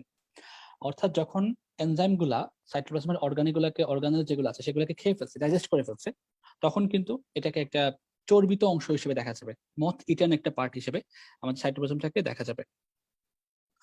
তারপরে আসে আমরা নিউক্লিয়ার চেঞ্জ। তাহলে এই তিনটা আমরা মনে রাখবো সাইটোপ্লাজমিক চেঞ্জ থেকে, যে এখানে ইনক্রিজড ইউসিনোফিলিয়া দেখা যাবে, একটা গ্লাসি হোমোজেনাস অ্যাপিয়ারেন্স দেখা যাবে, আর হচ্ছে মথ ইটান অ্যাপিয়ারেন্স দেখা যাবে সাইটোপ্লাজমে। এই তিনটা কথা বলতে হয়, মানে শুনতে চাই ম্যাডামরা, যে সাইটোপ্লাজমিক চেঞ্জের মধ্যে ইনক্রিজড ইউসিনোফিলিয়া, তারপর হচ্ছে গ্লাসি হোমোজেনাস অ্যাপিয়ারেন্স, আর হচ্ছে মথ ইটান অ্যাপিয়ারেন্স পাওয়া যাবে। এবার আসলে নিউক্লিয়ার চেঞ্জ কি কি হয়। নিউক্লিয়ার চেঞ্জেও তিনটা কথা মনে রাখতে হয়। নিউক্লিয়ার চেঞ্জের মধ্যে কি কি আছে, ফার্স্টে হচ্ছে দেখো পিকনোসিস, তারপর হচ্ছে ক্যারিওরেক্সিস, তারপর হচ্ছে ক্যারিওলাইসিস। এই তিনটা কথা, পিকনোসিস, ক্যারিওরেক্সিস, ক্যারিওলাইসিস, এগুলো কি জিনিস। তাহলে দেখো যে প্রথম হচ্ছে পিকনোসিস। পিকনোসিস কি হয়, যখন হচ্ছে ডিএনএ আর ক্রোমাটিনটা ব্রেকডাউন হয় তখন সেটাকে বলা হয় পিকনোসিস, ঠিক আছে। যখন ফার্স্ট পর্যায়ে ডিএনএ এবং ডিএনএ এর মধ্যে যে ক্রোমাটিন ফাইবার গুলো আছে সেগুলো যখন ব্রেকডাউন হবে তখন আমরা তাকে বলছি পিকনোসিস। এবং এখানে এই সময় নিউক্লিয়ার শ্রিঙ্কেজ হবে এবং ইনক্রিজ ব্যাসোফিলিয়া দেখা যাবে, ঠিক আছে। নিউক্লিয়ারটা শ্রিঙ্কেজ হবে এবং ব্যাসোফিলিয়া ইনক্রিজ ব্যাসোফিলিয়া দেখা যাবে। তারপর কি হবে, তারপর যখন এই যে নিউক্লিয়াসটা পিকনোটিক অবস্থায় যে নিউক্লিয়াসটা যখন ফ্র্যাগমেন্টেড হবে তখন তাকে আমরা বলবো ক্যারিওরেক্সিস, ঠিক আছে। ফ্র্যাগমেন্টেড যখন হবে তখন তাকে আমরা বলবো ক্যারিওরেক্সিস। এবং আলটিমেটলি এটা আসলে ডাইজেশন হয়ে যাবে, ডাইজেশন অফ ডিএনএ, তখন সেটাকে বলা হয় ক্যারিওলাইসিস। তাহলে ক্যারিওলাইসিস মানে হচ্ছে ডাইজেশন অফ ডিএনএ। তাহলে আমি আবার একটু ধরাই দিই, প্রথম কি হবে, ডিএনএটা ব্রেকডাউন হবে, ঠিক আছে, মানে এদের ইন্টিগ্রিটিটা নষ্ট হয়ে যাবে, এটা ব্রেকডাউন হবে, তখন তাকে আমরা বলছি পিকনোসিস। তারপর কি হবে, এটা ফ্র্যাগমেন্টেড হয়ে যাবে, এই ফ্র্যাগমেন্টেড অবস্থাকে বলছি আমরা ক্যারিওরেক্সিস, এবং আলটিমেটলি যখন ডাইজেশন হয়ে যাবে তখন এটাকে আমরা বলছি ক্যারিওলাইসিস। ঠিক আছে, তাহলে তিনটা আসলে স্টেপ বাই স্টেপ, প্রথমে যখন ব্রেকডাউন হয় পিকনোসিস, তারপর যখন ফ্র্যাগমেন্টেশন হয় তখন ক্যারিওরেক্সিস, তারপর যখন ডাইজেশন হয়ে যায় তখন সেটাকে বলছি ক্যারিওলাইসিস। আচ্ছা, তাহলে এইটা হচ্ছে, এই দুটা হচ্ছে নেক্রোসিসের মরফোলজি, একটা সাইটোপ্লাজমিক চেঞ্জ এবং একটা হচ্ছে নিউক্লিয়ার চেঞ্জ। এখন ফেট কি, মানে এই যে সবকিছু সাইটোপ্লাজমটাও লন্ডভন্ড হয়ে গেছে, নিউক্লিয়াসটাও লন্ডভন্ড হয়ে গেছে, এখন তাহলে ফেট কি, মানে এটা আলটিমেটলি কি হবে? তো দেখো যে এটা পারসিস্ট করে কিছুক্ষণের জন্য, may persist for some time or maybe digested by enzymes and disappear, এটা আলটিমেটলি ডিসঅ্যাপিয়ার হয়ে যায়। ঠিক আছে, এটা ডিসঅ্যাপিয়ার হয়ে যায়, মানে একদম বডি থেকে চলে যায়। সো এই হচ্ছে নেক্রোসিসের মরফোলজি। এবারে সেই মরফোলজিক প্যাটার্নস বা টাইপস, মানে নেক্রোসিসের কি কি প্রকারভেদ আছে, অনেক ধরনের প্রকার আছে নেক্রোসিসের। তো এই টাইপগুলো আমরা যদি এখন একটু দেখি, দেখো ফার্স্টে হচ্ছে কোয়াগুলেটিভ নেক্রোসিস। প্রথম টাইপ হচ্ছে কোয়াগুলেটিভ নেক্রোসিস। কোয়াগুলেটিভ নেক্রোসিসের মধ্যে আমরা কি বলবো, যে এটা হচ্ছে একদম কমন টাইপ। ঠিক আছে, এটা একদম কমন টাইপ, এবং এখানে যেটা হয়, এখানে যেটা মনে রাখতে হয় সেটা হচ্ছে যে কয়েকদিন, অ্যাটলিস্ট ফর ফিউ ডেজ, এটার ডেড টিস্যুটা প্রিজার্ভ থাকে। ঠিক আছে, কয়েকদিন পর্যন্ত এটার ডেড টিস্যুটা প্রিজার্ভ থাকে। তাহলে দেখো যে underlying tissue structure is preserve for at least several days after death of the cells in the tissue. তাহলে এই কোয়াগুলেটিভ নেক্রোসিসে সেলটা ডেড হওয়ার পরেও সেলের যে স্ট্রাকচারটা আছে সেটা হচ্ছে কয়েকদিনের জন্য প্রিজার্ভ থাকে। তো এই কোয়াগুলেটিভ নেক্রোসিস কেন হয়? কোয়াগুলেটিভ নেক্রোসিসের প্রধান কারণ হচ্ছে ইসকেমিয়া। ইসকেমিয়ার কারণে যদি অবস্ট্রাকশন হয় কোনো ভেসেলে, তখন ওই মানে যে যে জায়গাতে ওই ভেসেলটা সাপ্লাই করতো, সেই সাপ্লাই যে জায়গাটা, ওই সেলগুলা নেক্রোসিস হয়, এবং এই টাইপ নেক্রোসিসকে আমরা বলি হচ্ছে কোয়াগুলেটিভ নেক্রোসিস। তাহলে বুঝতেই পারছো যে ইসকেমিয়ার কারণে যে নেক্রোসিস হবে সেটাকে আমরা বলবো হচ্ছে কোয়াগুলেটিভ নেক্রোসিস। ঠিক আছে, এটা কিভাবে হয়, মেকানিজমটা কি? মেকানিজমটা হচ্ছে যে যখন ইসকেমিয়া হয়, ইসকেমিয়া হইলে ওই সেলগুলার যে স্ট্রাকচারাল প্রোটিন আছে বা এনজাইম আছে, এগুলো আসলে ডিনেচারেশন হয়ে যায় এবং হচ্ছে এগুলার কোয়াগুলেশন হয়ে যায়, তখন হচ্ছে সেল সেল ডেথ হয় বা ইরিভার্সিবল ইনজুরি হয়, এবং এটাকে আমরা নেক্রোসিস বলছি, কোয়াগুলেটিভ নেক্রোসিস বলছি। সো এখন তুমি চিন্তা করো যে আমরা যে ইসকেমিয়ার কারণে আমাদের বডিতে মেইনলি বড় বড় কি সমস্যা হতে পারে? কেউ একজন বলতে পারবা যে ইসকেমিয়ার কারণে আমরা কোনটা অনেক বেশি ফেস করি এবং অনেক বেশি এই পেশেন্ট দেখা যায়? ischemic stroke, ischaemic stroke, very good. Myocardial infection, myocardial ischaemic heart, ischaemic heart disease, very good. এই যে মায়োকার্ডিয়াল ইনফার্কশন বললা, ঠিক আছে, তাহলে হচ্ছে ইসকেমিয়ার কারণে আমাদের যে ডিজিজ গুলো হয়, স্ট্রোক হতে পারে, বা হচ্ছে এই যে মায়োকার্ডিয়াল ইনফার্কশন হতে পারে, তারপর হচ্ছে এই যে ইসকেমিক হার্ট ডিজিজ হতে পারে। এই যে ইনফার্কশন, এই মায়োকার্ডিয়াল ইনফার্কশন হচ্ছে আসলে এক ধরনের কোয়াগুলেটিভ নেক্রোসিস। ঠিক আছে, ইসকেমিক হার্ট ডিজিজ যেটা এমআই বলো, এই এমআইটা হচ্ছে এক ধরনের কোয়াগুলেটিভ নেক্রোসিস যেটা ইসকেমিয়ার কারণে হয়ে থাকে। তো এই ধরনের নেক্রোসিস যেখানে হয়, কোয়াগুলেটিভ নেক্রোসিস যেখানে যেখানে হয়, সেখানে আমরা এই ইনফার্কশন শব্দটা ব্যবহার করি। ঠিক আছে, ইনফার্কশন শব্দটা ব্যবহার করি মেইনলি। এই যে মায়োকার্ডিয়াল ইনফার্কশন, এটা হচ্ছে এক ধরনের কোয়াগুলেটিভ নেক্রোসিস। ঠিক আছে, তো এই ইনফার্ক শব্দটা আমরা এই জায়গাতে ব্যবহার করি। যেমন দেখো যে coagulative necrosis is characteristics of infarcts, areas of necrosis caused by ischemia in all solid organs except the brain। তবে ব্রেন ছাড়া, যে ইসকেমিক স্ট্রোক বলছিলে, স্ট্রোকটা কিন্তু আবার এখানে কোয়াগুলেটিভ নেক্রোসিস হবে না, শুধু ব্রেনটা হবে, হার্টটা হবে। ব্রেন ছাড়া বাকি যে সলিড অর্গান গুলো আছে সেগুলোতে যদি ইসকেমিয়ার কারণে নেক্রোসিস হয় তাহলে সেটাকে আমরা কোয়াগুলেটিভ নেক্রোসিস বলবো, কিন্তু ব্রেনের ক্ষেত্রে এটা বলবো না। তাহলে এটা মনে রাখতে হবে। তাহলে আমরা আবার বলছি, তাহলে আমরা কোয়াগুলেটিভ নেক্রোসিসে যেটা পাবো, কোয়াগুলেটিভ নেক্রোসিসে আমরা মেইনলি ব্রেন ছাড়া বাকি সবগুলো অর্গানেই এই ইনফার্কশনটা পাবো। যেমন এটা কিডনি হতে পারে, এটা হার্ট হতে পারে, স্প্লিন হতে পারে, কোনো লিম্ব হতে পারে। ঠিক আছে, এবং এটাতে কি অ্যাপিয়ারেন্সটা হবে? এখানে অ্যাপিয়ারেন্সটা হবে যে যে জায়গাটা ইনভলভ রিজিয়নটা আমাদের ড্রাই পাবো, আমরা পেল পাবো, ইয়েলো পাবো এবং ফার্ম পাবো। দেখো যে এখানে বলা আছে একটা ফার্ম টেক্সচার পাওয়া যাবে।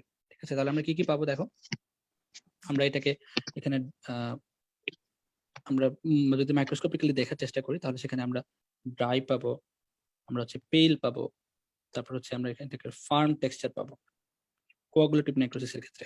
ঠিক আছে, তারপর হচ্ছে এখানে একটা এই তো এগুলোই মোটামুটি। আচ্ছা, আর মাইক্রোস্কোপিক্যালি দেখলে আমরা ইনডিস্টিংক্ট আউটলাইন অফ ডেড টিস্যু দেখতে পাবো। আমরা দেখবো যে আউটলাইনটা দেখা যাবে, যেহেতু এটা সেলটা প্রিজার্ভ হচ্ছে যেহেতু এটা মানে ডেড হওয়ার পরে কয়েকদিন ধরে প্রিজার্ভ হচ্ছে, সেজন্য হচ্ছে এটা আমরা দেখতে পাবো, আউটলাইনটা প্রিজার্ভ দেখতে পাবো। দেখো যে এখানে একটা ছবিতে আছে, এই ছবিতে কি আছে, a wedge shaped kidney infarct with preservation of outlines. দেখো যে এখানে একটা ইনফার্কশন হয়েছে, আউটলাইনটা প্রিজার্ভড হয়েছে। এখানে হচ্ছে একটা মাইক্রোস্কোপিক ছবি দেওয়া আছে ওই কিডনিটার, microscopic view of the edge of the infarct, normal kidney, এবং দেখা যায় নেক্রোটিক সেলস, এখানে নেক্রোটিক সেলস দেখানো হচ্ছে, এবং এগুলা কিভাবে আউটলাইনটা প্রিজার্ভ করছে, preserve outline with loss of nuclei. আচ্ছা, তাহলে এই কোয়াগুলেটিভ নেক্রোসিস থেকে আমাদের এই দুটো কথা মনে রাখতে হবে, একটা হচ্ছে এদের আউটলাইনটা প্রিজার্ভ থাকে কয়েকদিনের জন্য, তারপর হচ্ছে এই কোয়াগুলেটিভ নেক্রোসিস ব্রেন ছাড়া সবগুলো সলিড অর্গানে হতে পারে এবং হলে এটাকে আমরা ইনফার্কশন বলি। তারপর আসি লিকুইফেক্টিভ নেক্রোসিস। ভাইয়া হ্যালো।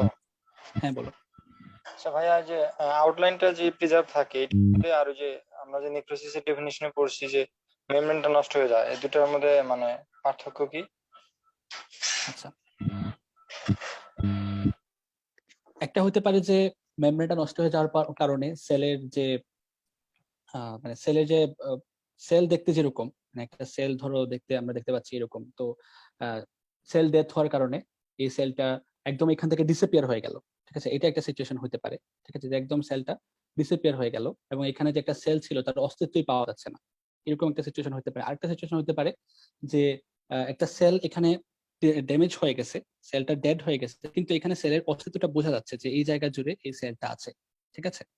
এখন এটা এই সেলের মেমব্রেনটা ড্যামেজ হয়ে গেছে, সেলের নিউক্লিয়াসটা ড্যামেজ হয়ে গেছে, সাইটোপ্লাজমটা ড্যামেজ হয়ে গেছে, কিন্তু আমরা যখন মাইক্রোস্কোপিক্যালি দেখবো তখন দেখবো যে এই যে জায়গাটাতে সেলটা ছিল সেখানে আমরা বুঝতে পারছি যে এখানে সেলটা এখনো আছে, এটাকে আমরা বলতে পারছি তার হচ্ছে যে আউটলাইন, ঠিক আছে। আউটলাইন মানে এখানে একটা বাউন্ডারি দেখা যাবে যে না এই জায়গাতে এই সেলটা আছে, যদিও এই সেলটা ডেড সেল, ঠিক আছে, যদিও প্লাজমা মেমব্রেনটা নষ্ট হয়ে গেছে, কিন্তু আমরা মাইক্রোস্কোপিক্যালি দেখলে বুঝতে পারবো যে না এখানে সেলটা এখনো আছে। তো নর্মালি হচ্ছে নেক্রোসিসে সেলটা ডিসঅ্যাপিয়ার হয়ে যায়। আমরা যখন ফেটটা পড়েছিলাম, দেখো যে যখন ফেটটা পড়েছিলাম তখন কিন্তু আমরা বলেছিলাম যে মানে সেলটা ডিসঅ্যাপিয়ার হয়ে যায়, কিন্তু কোয়াগুলেটিভ নেক্রোসিসের ক্ষেত্রে সেলটা কয়েকদিনের জন্য, মানে সেভারাল ডেজের জন্য এটা যেখানে আছে সেই অবস্থানেই থাকে, এবং এটা দেখলে বোঝা যায় যে এখানে একটা সেল আছে, যদিও এটা ডেড সেল। এবং এটা আমরা বুঝতে পারি যে এখানে ডেড সেল কিভাবে বুঝি, ওই যে মাইক্রোস্কোপিক্যালি আমরা যে সাইটোপ্লাজমিক চেঞ্জ গুলো দেখতে পাই, ইউসিনোফিলা দেখতে পাই, তারপর হচ্ছে আমরা এখানে নিউক্লিয়ার চেঞ্জ দেখতে পাই, আমরা পিগনোসিস দেখতে পাই, বা হচ্ছে ক্যারিওলাইসিস দেখতে পাই, এগুলো দেখে আমরা বুঝি যে এই সেলটা ডেড, কিন্তু আউটলাইন দেখে বুঝতে পারি যে এটা এখনো আছে এবং এটা কোয়াগুলেটিভ নেক্রোসিস। বুঝছো? জি ভাই, থ্যাংক ইউ ভাই। আচ্ছা, লিকুইফেক্টিভ নেক্রোসিসে আসি। লিকুইফেক্টিভ নেক্রোসিস হচ্ছে যে একটা ডেড সেল যেটা ট্রান্সফর্ম হয়েছে লিকুইড ভিসকাস মাসে, মানে এটা একটা লিকুইড মাসে ট্রান্সফর্ম হয়ে গেছে, ঠিক আছে। যা কেন হয়েছে, ওই যে নেক্রোসিসের সাইটে যে লিউকোসাইট গুলো আসছিল, আমরা বলছিলাম ইনফ্লামেশনের কারণে লিউকোসাইট গুলো এসে সেখানে কিছু এনজাইম রিলিজ করছিল, এই এনজাইম গুলোর কারণে, এই এনজাইম গুলোর অ্যাক্টিভিটির কারণে এই ডেড সেলটা একটা ভিসকাস বা লিকুইড ভিসকাস মাসে পরিণত হয়ে গেছে, মানে একটা একটা থলথলে তরল পদার্থের মতো হয়ে গেছে। তাহলে দেখো যে এখানে বলা আছে যে because microbes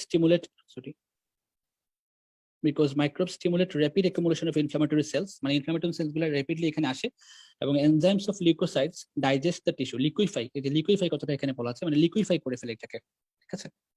এবং এটা কোথায় দেখা যায়, এটা একটু ইম্পর্টেন্ট, কারণ এটা দেখা যায় যে focal bacterial and occasionally fungal ইনফেকশনে, মানে bacterial and mainly bacterial infection এটা দেখা যায়, আর কখনো কখনো ফোকাল ইনফেকশনেও দেখা যায়। তাহলে এখানে কি হয় আলটিমেটলি, এখানে আসলে মানে সেলটা এটা আসলে সফটেনিং হয়ে যায়, মানে এই যে সেলের যে ফার্ম টেক্সচার ছিল এটা নষ্ট হয়ে যায়, নষ্ট হয়ে এটা সফটেনিং হয়ে যায় এবং এটা লিকুইড একটা মাসে পরিণত হয়, ঠিক আছে। এটা কখন হয়, এই যে আমরা একটু আগে বলেছিলাম যে ব্রেন ছাড়া বাকি সবগুলোতে কোয়াগুলেটিভ নেক্রোসিস হয়, আর ব্রেনের ক্ষেত্রে এই লিকুইফেক্টিভ নেক্রোসিসটাও হতে পারে ইসকেমিয়ার কারণে। তাহলে ইসকেমিক ইনজুরির কারণে সেন্ট্রাল নার্ভাস সিস্টেমে ব্রেইনে হতে পারে এটা, এছাড়া হচ্ছে ব্যাকটেরিয়ার কারণে হতে পারে, infection by bacteria which stimulate the accumulation of leukocyte, তাহলে দুইটা কারণে হতে পারে, একটা হচ্ছে ইসকেমিয়ার কারণে, ব্রেইনে ইসকেমিয়ার কারণে হতে পারে, আরেকটা হচ্ছে সাপুরেটিভ ইনফেকশন, মানে হচ্ছে ব্যাকটেরিয়ার কারণে হতে পারে লিকুইফেক্টিভ ইনফেকশনটা, ঠিক আছে। এখন এখান থেকে আরেকটা কথা মনে রাখতে হবে যে এখানে যে সেলটা তৈরি হবে, লিকুইড যে মাসটা তৈরি হবে, এই মাসটাকে আমরা একটা নামে ডাকি, the material is frequently creamy yellow and is called pus. তাহলে এটাকে আমরা পাস বলে থাকি, বা পুজ যেটা বাংলায় বলি আমরা। তাহলে অনেক সময় ইনজুর হলে সেখান থেকে পুজ বের হয়, তাহলে পুজ আসলে এই ডেড সেলটাই যেখানে আসলে ব্যাকটেরিয়া থাকে, নিউট্রোফিল থাকে, অর্থাৎ ইনফ্লামেটরি সেল থাকে, ডেড ব্যাকটেরিয়া থাকে, এই সবকিছু একসাথে মিলে একটা লিকুইড, একটা ইয়েলো কালার পাস তৈরি করে, ক্রিমি ইয়েলো। এইটাই দেখা যায় লিকুইফেক্টিভ নেক্রোসিসের ক্ষেত্রে। আচ্ছা, তারপরে ভাইয়া আসি। হ্যাঁ বলো। সাপুরেটিভ কথাটার একটু অর্থ বলবেন? আচ্ছা, সাপুরেটিভ ইনফেকশন বোঝায় যখন ব্যাকটেরিয়াল ইনফেকশন হয়, মানে মাইক্রোবিয়াল ইনফেকশনকে আসলে অন্য নামে সাপুরেটিভ ইনফেকশন ডাকা হয়। আচ্ছা, মানে যদি ব্যাকটেরিয়া যদি ইনফেকশন হয় তখন সেটাকে সাপুরেটিভ ইনফেকশন বলা হচ্ছে। আচ্ছা ভাই। আচ্ছা, ওকে। তারপরে আমরা চলে যাই যে তারপরে আছে কেজিয়াস নেক্রোসিস, সরি গ্যাংগ্রিনাস নেক্রোসিস। যে গ্যাংগ্রিনাস নেক্রোসিস কি জিনিস? তো গ্যাংগ্রিনাস নেক্রোসিস তখনই হবে যখন হচ্ছে, মানে ধরো এটা মেইনলি লিম্বে হয়, usually refers to A condition of limb that has lost its blood supply, has undergone coagulative necrosis involving multiple tissue layer।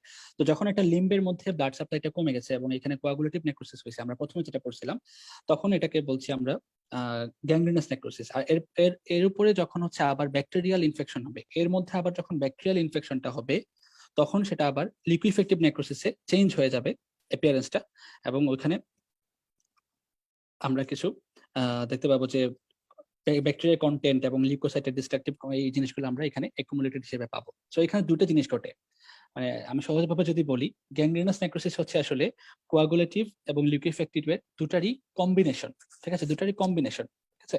তো প্রথমে এখানে হচ্ছে মানে কোয়াগুলেটিভ নেক্রোসিস হবে, অর্থাৎ প্রথমে ইসকেমিয়া হওয়ার কারণে এখানে কোয়াগুলেটিভ নেক্রোসিস হলো।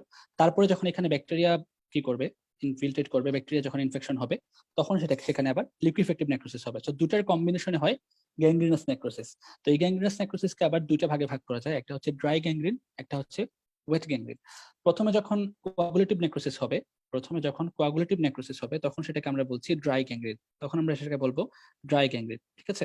প্রথমে যখন কোয়াগুলেটিভ নেক্রোসিস হবে তখন সেটাকে আমরা বলবো ড্রাই গ্যাংগ্রিন। আর তারপরে যখন আবার এখানে লিকুইফেক্টিভ নেক্রোসিস তৈরি হবে, অর্থাৎ এখানে তখন আবার পাস তৈরি হবে, তখন সেটাকে আমরা বলবো হচ্ছে ওয়েট গ্যাংগ্রিন। সো দুই ধরনের গ্যাংগ্রিন আছে, একটা ড্রাই গ্যাংগ্রিন, একটা হচ্ছে ওয়েট গ্যাংগ্রিন। আচ্ছা, তারপরে কি আছে? তারপরে আছে হচ্ছে কেজিয়াস নেক্রোসিস। কেজিয়াস নেক্রোসিসটা এটা টিউবারকুলোসিসে পাওয়া যায়, এটা স্পেশালি টিউবারকুলোসিসের জন্য। কেজিয়াস মানে হচ্ছে চিজ লাইক, দেখো যে কেজিয়াস মানে হচ্ছে চিজ লাইক, মানে এখানে চিজের মতো একটা ইয়েলো হোয়াইট অ্যাপিয়ারেন্স পাওয়া যায় নেক্রোসিস এরিয়াতে এক্সামিনেশন করলে, এই জন্য এটাকে বলা হচ্ছে কেজিয়াস নেক্রোসিস, ঠিক আছে।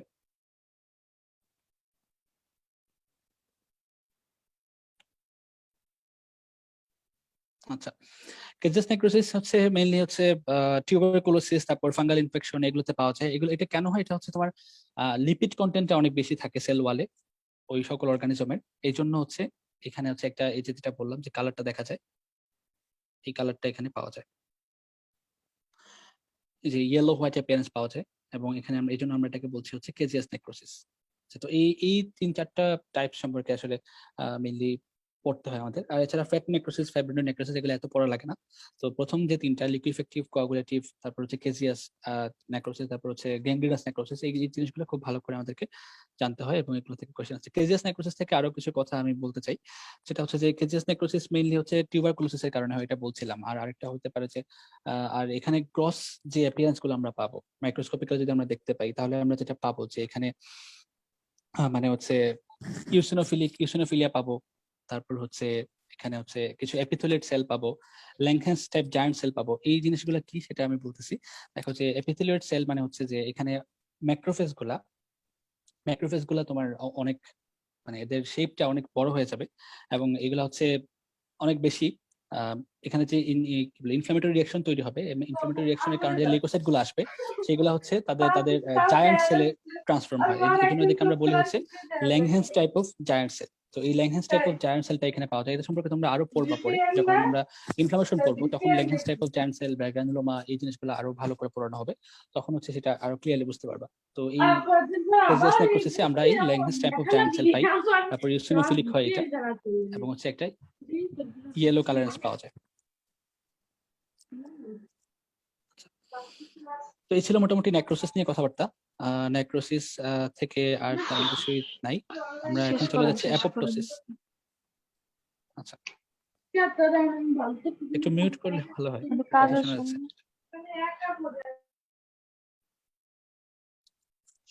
আচ্ছা, অ্যাপোপ্টোসিস পরে আমরা মোটামুটি শেষ করব। তাহলে অ্যাপোপ্টোসিসটা দেখি একটু। অ্যাপোপ্টোসিসটা এখানে একটু বোঝার জিনিস আছে। তাহলে অ্যাপোপ্টোসিস আমরা আগে বলছিলাম যে এখানে একটা প্রোগ্রাম সেল ডেথ, তাই না? Apoptosis is a pathway of cell death in which cells activate enzymes that degrade the cell's own nuclear DNA, nuclear and cytoplasmic proteins. তাহলে হচ্ছে অ্যাপোপ্টোসিস হচ্ছে এমন একটা পাথওয়ে যেখানে সেল নিজস্ব এনজাইমগুলোকে ডিগ্রেড করে এবং নিজের ডিএনএ এবং সাইটোপ্লাজমিক প্রোটিনগুলোকে ডিগ্রেড করে ফেলে। তো অ্যাপোপ্টোসিসের কারণটা কি হতে পারে? দেখি যে অ্যাপোপ্টোসিসের কিছু ফিজিওলজিক এবং কিছু প্যাথোলজিক কারণ আছে। এখানে বক্স দেওয়া আছে, বক্স থেকেই পড়ে নিই তাহলে হচ্ছে সুবিধা হবে। তো অ্যাপোপ্টোসিসের ফিজিওলজিক কি কি কারণে অ্যাপোপ্টোসিস হতে পারে, যেমন হচ্ছে এমব্রায়োজেনেসিসের সময়।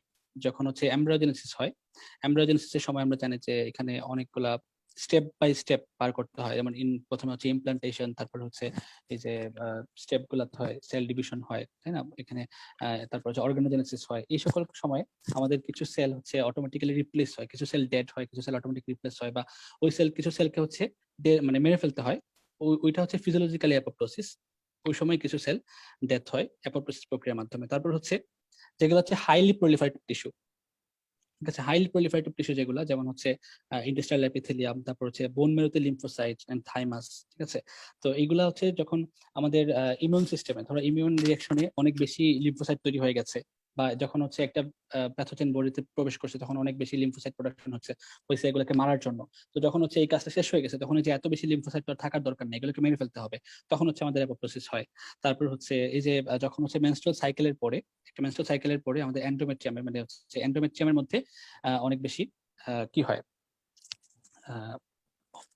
সেল ব্রেকডাউন হয় মেনস্ট্রুয়াল সাইকেলের সময়, ডিউরিং মেনস্ট্রুয়াল সাইকেলের সময় এন্ডোমেট্রিয়াল সেল ব্রেকডাউন হয়, ওই সময় ফিজিওলজিক্যালি অ্যাপোপ্টোসিস হতে পারে হয়। তারপর হচ্ছে যেগুলো হচ্ছে আমাদের জন্য পটেনশিয়ালি হার্মফুল লিম্ফোসাইট, যেমন যারা হচ্ছে অটো ইমিউন রিঅ্যাকশন করে যে লিম্ফোসাইট গুলা, ওইগুলাকেও আমাদের সরায় ফেলতে হবে বডি থেকে, কারণ এগুলো আমাদের জন্য হার্মফুল। সেগুলোকে সরানোর জন্য আমরা অ্যাপোপ্টোসিস এই পাথওয়েটা ব্যবহার করে থাকি।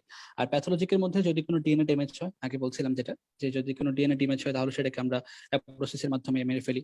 যদি অ্যাকুমুলেশন অফ মিসফোল্ডেড প্রোটিন হয়, এটা আমরা পড়ে আসছি যে এন্ডোপ্লাজমিক রেটিকুলামে যদি মিসফোল্ডেড প্রোটিন অ্যাকুমুলেশন হয়, তখন হচ্ছে আমরা এই সেলটাকে অ্যাপোপ্টোসিসের মাধ্যমে মেরে ফেলি।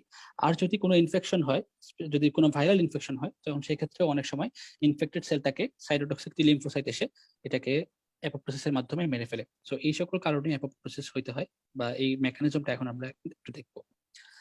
অ্যাপোপ্টোসিসের মেকানিজম। ভাইয়া, হ্যাঁ, একটা প্রশ্ন ছিল যে যখন ব্যাকটেরিয়াল ইনফেকশন হচ্ছে, আমরা লিকুইফ্যাক্টরি নেক্রোসিস দেখলাম, তখন নেক্রোসিস দিয়ে মেরে ওটাকে মানে ছড়াচ্ছে, কিন্তু যখন ভাইরাল ইনফেকশন হচ্ছে তখন কেন আমরা অ্যাপোপ্টোসিস মানে চলে আসছে? আচ্ছা, না, আমার প্রশ্নটাকে বুঝতে পেরেছেন আপনি? ব্যাকটেরিয়াল ইনফেকশনের কারণে কেন নেক্রোসিস হচ্ছে, তাই তো? জি, আর ভাইরাল ইনফেকশনে কেন অ্যাপোপ্টোসিস? আচ্ছা, তো এমনটা না, কথা না যে ব্যাকটেরিয়াল ইনফেকশনের জন্য নেক্রোসিসই হবে, ব্যাপারটা এমন না। সো মেইনলি হচ্ছে ব্যাকটেরিয়াল ইনফেকশনের জন্য তো ইনফেকশনের, আচ্ছা এখানে ব্যাপারটা হচ্ছে যে ব্যাকটেরিয়া ইনফেকশনটা নেক্রোসিস করতেছে, বুঝছো? আর ভাইরাস ইনফেক্টেড সেলকে মারার জন্য আমরা অ্যাপোপ্টোসিস নিয়ে আসতেছি, ঠিক আছে? সো ব্যাপারটা দুইটা আসলে এখানে কথা ডিফারেন্ট। তো এটা আগে বুঝো যে ব্যাকটেরিয়া যখন ইনফেকশন করে, তখন ওই ইনফেকশন যে সেলের মধ্যে করে, সেই সেলের মধ্যে নেক্রোসিস হয়, ঠিক আছে? নেক্রোসিস হয়ে সেলটা মারা যায়, ঠিক আছে? এটা কিন্তু আমার বডি থেকে এই সেলটাকে সরানোর প্রক্রিয়া না, এটা হচ্ছে সেলের মধ্যে কি ইফেক্ট হচ্ছে ব্যাকটেরিয়াল ইনফেকশনের কারণে।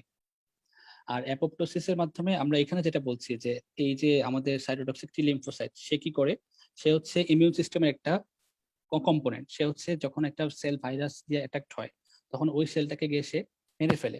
আর ব্যাকটেরিয়াল যখন আক্রান্ত হয় সেলটা, যখন কোনো সেল, তখন হচ্ছে এটাকে মারার জন্য হয় ফ্যাগোসাইটোসিস হয়, ফ্যাগোসাইটোসিসের মাধ্যমে এই সেলটাকে খেয়ে ফেলে বা এটাকে ছড়াই ফেলে। বা হচ্ছে আমাদের যে ইমিউন সিস্টেমে আরো কম্পোনেন্ট আছে, ধরো হচ্ছে বি সেল হচ্ছে অ্যান্টিবডি তৈরি করে, তখন হচ্ছে অ্যান্টিবডি গিয়ে ওই ব্যাকটেরিয়াল যে অ্যান্টিজেন আছে সেটাকে মেরে ফেলতেছে। অ্যান্টিবডি আমরা জানি ব্যাকটেরিয়ার বিরুদ্ধে কাজ করে, তাই না? এই অ্যান্টিজেনের বিরুদ্ধে কাজ করে, ওই অ্যান্টিজেনটাকে সরাই ফেলতেছে।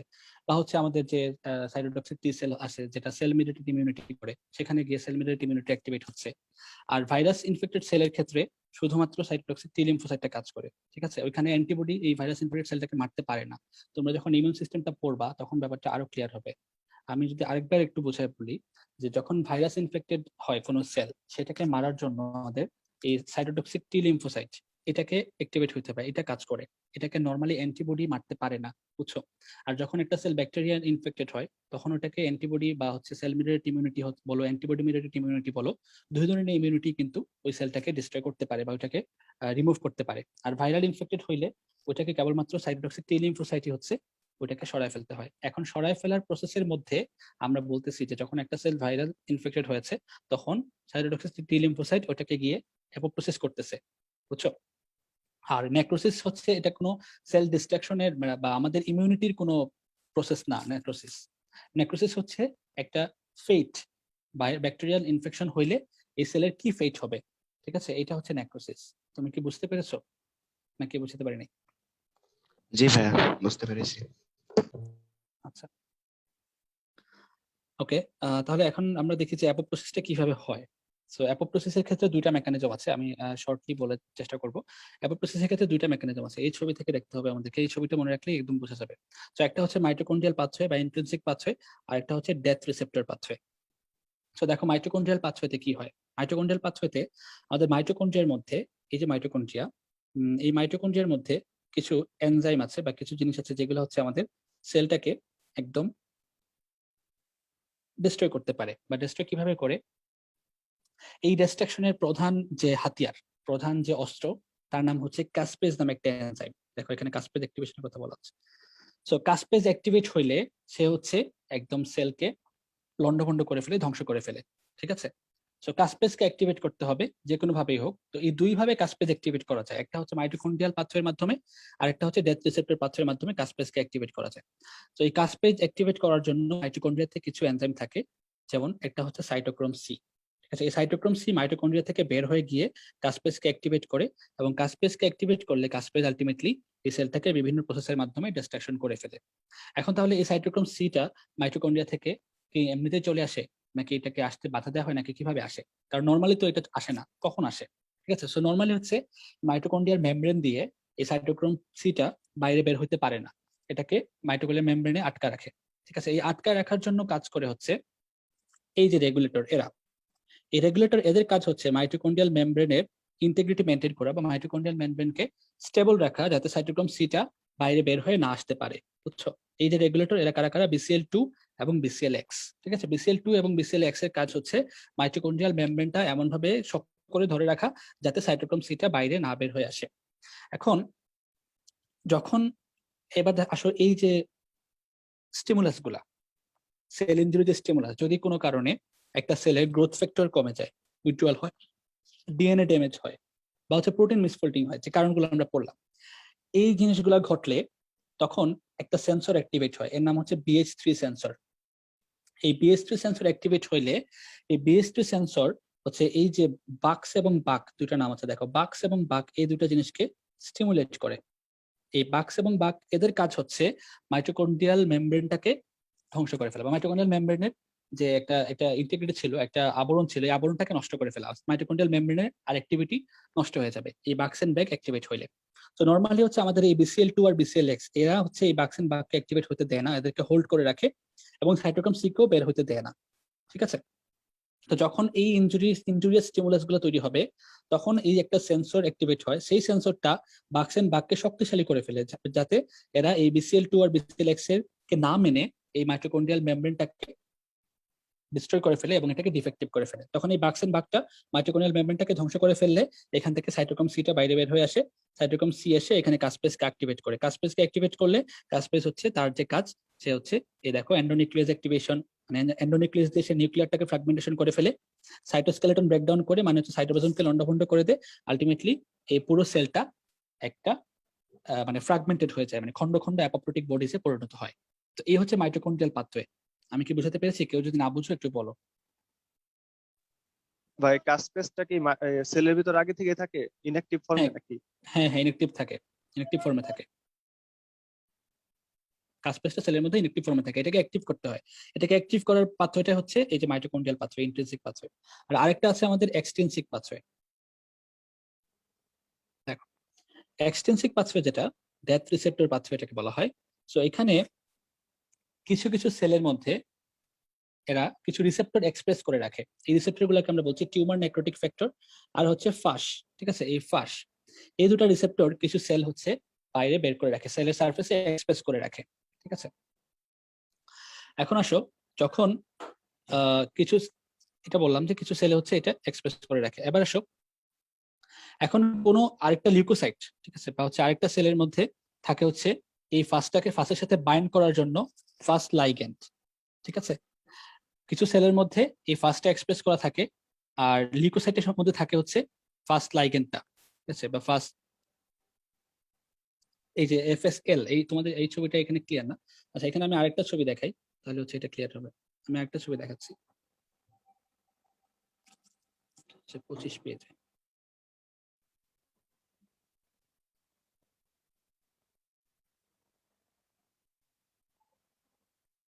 এই যে এই ছবিটা দেখো,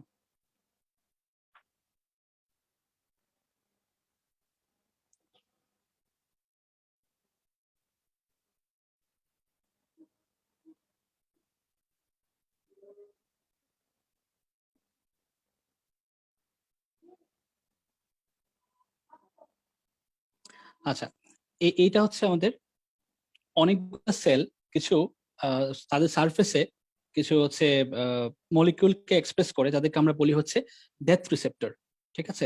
এদের নামগুলা কি বললাম? এদের নামগুলা বললাম হচ্ছে ফাস এবং টিউমার নেক্রোসিস ফ্যাক্টর, TNF, ঠিক আছে।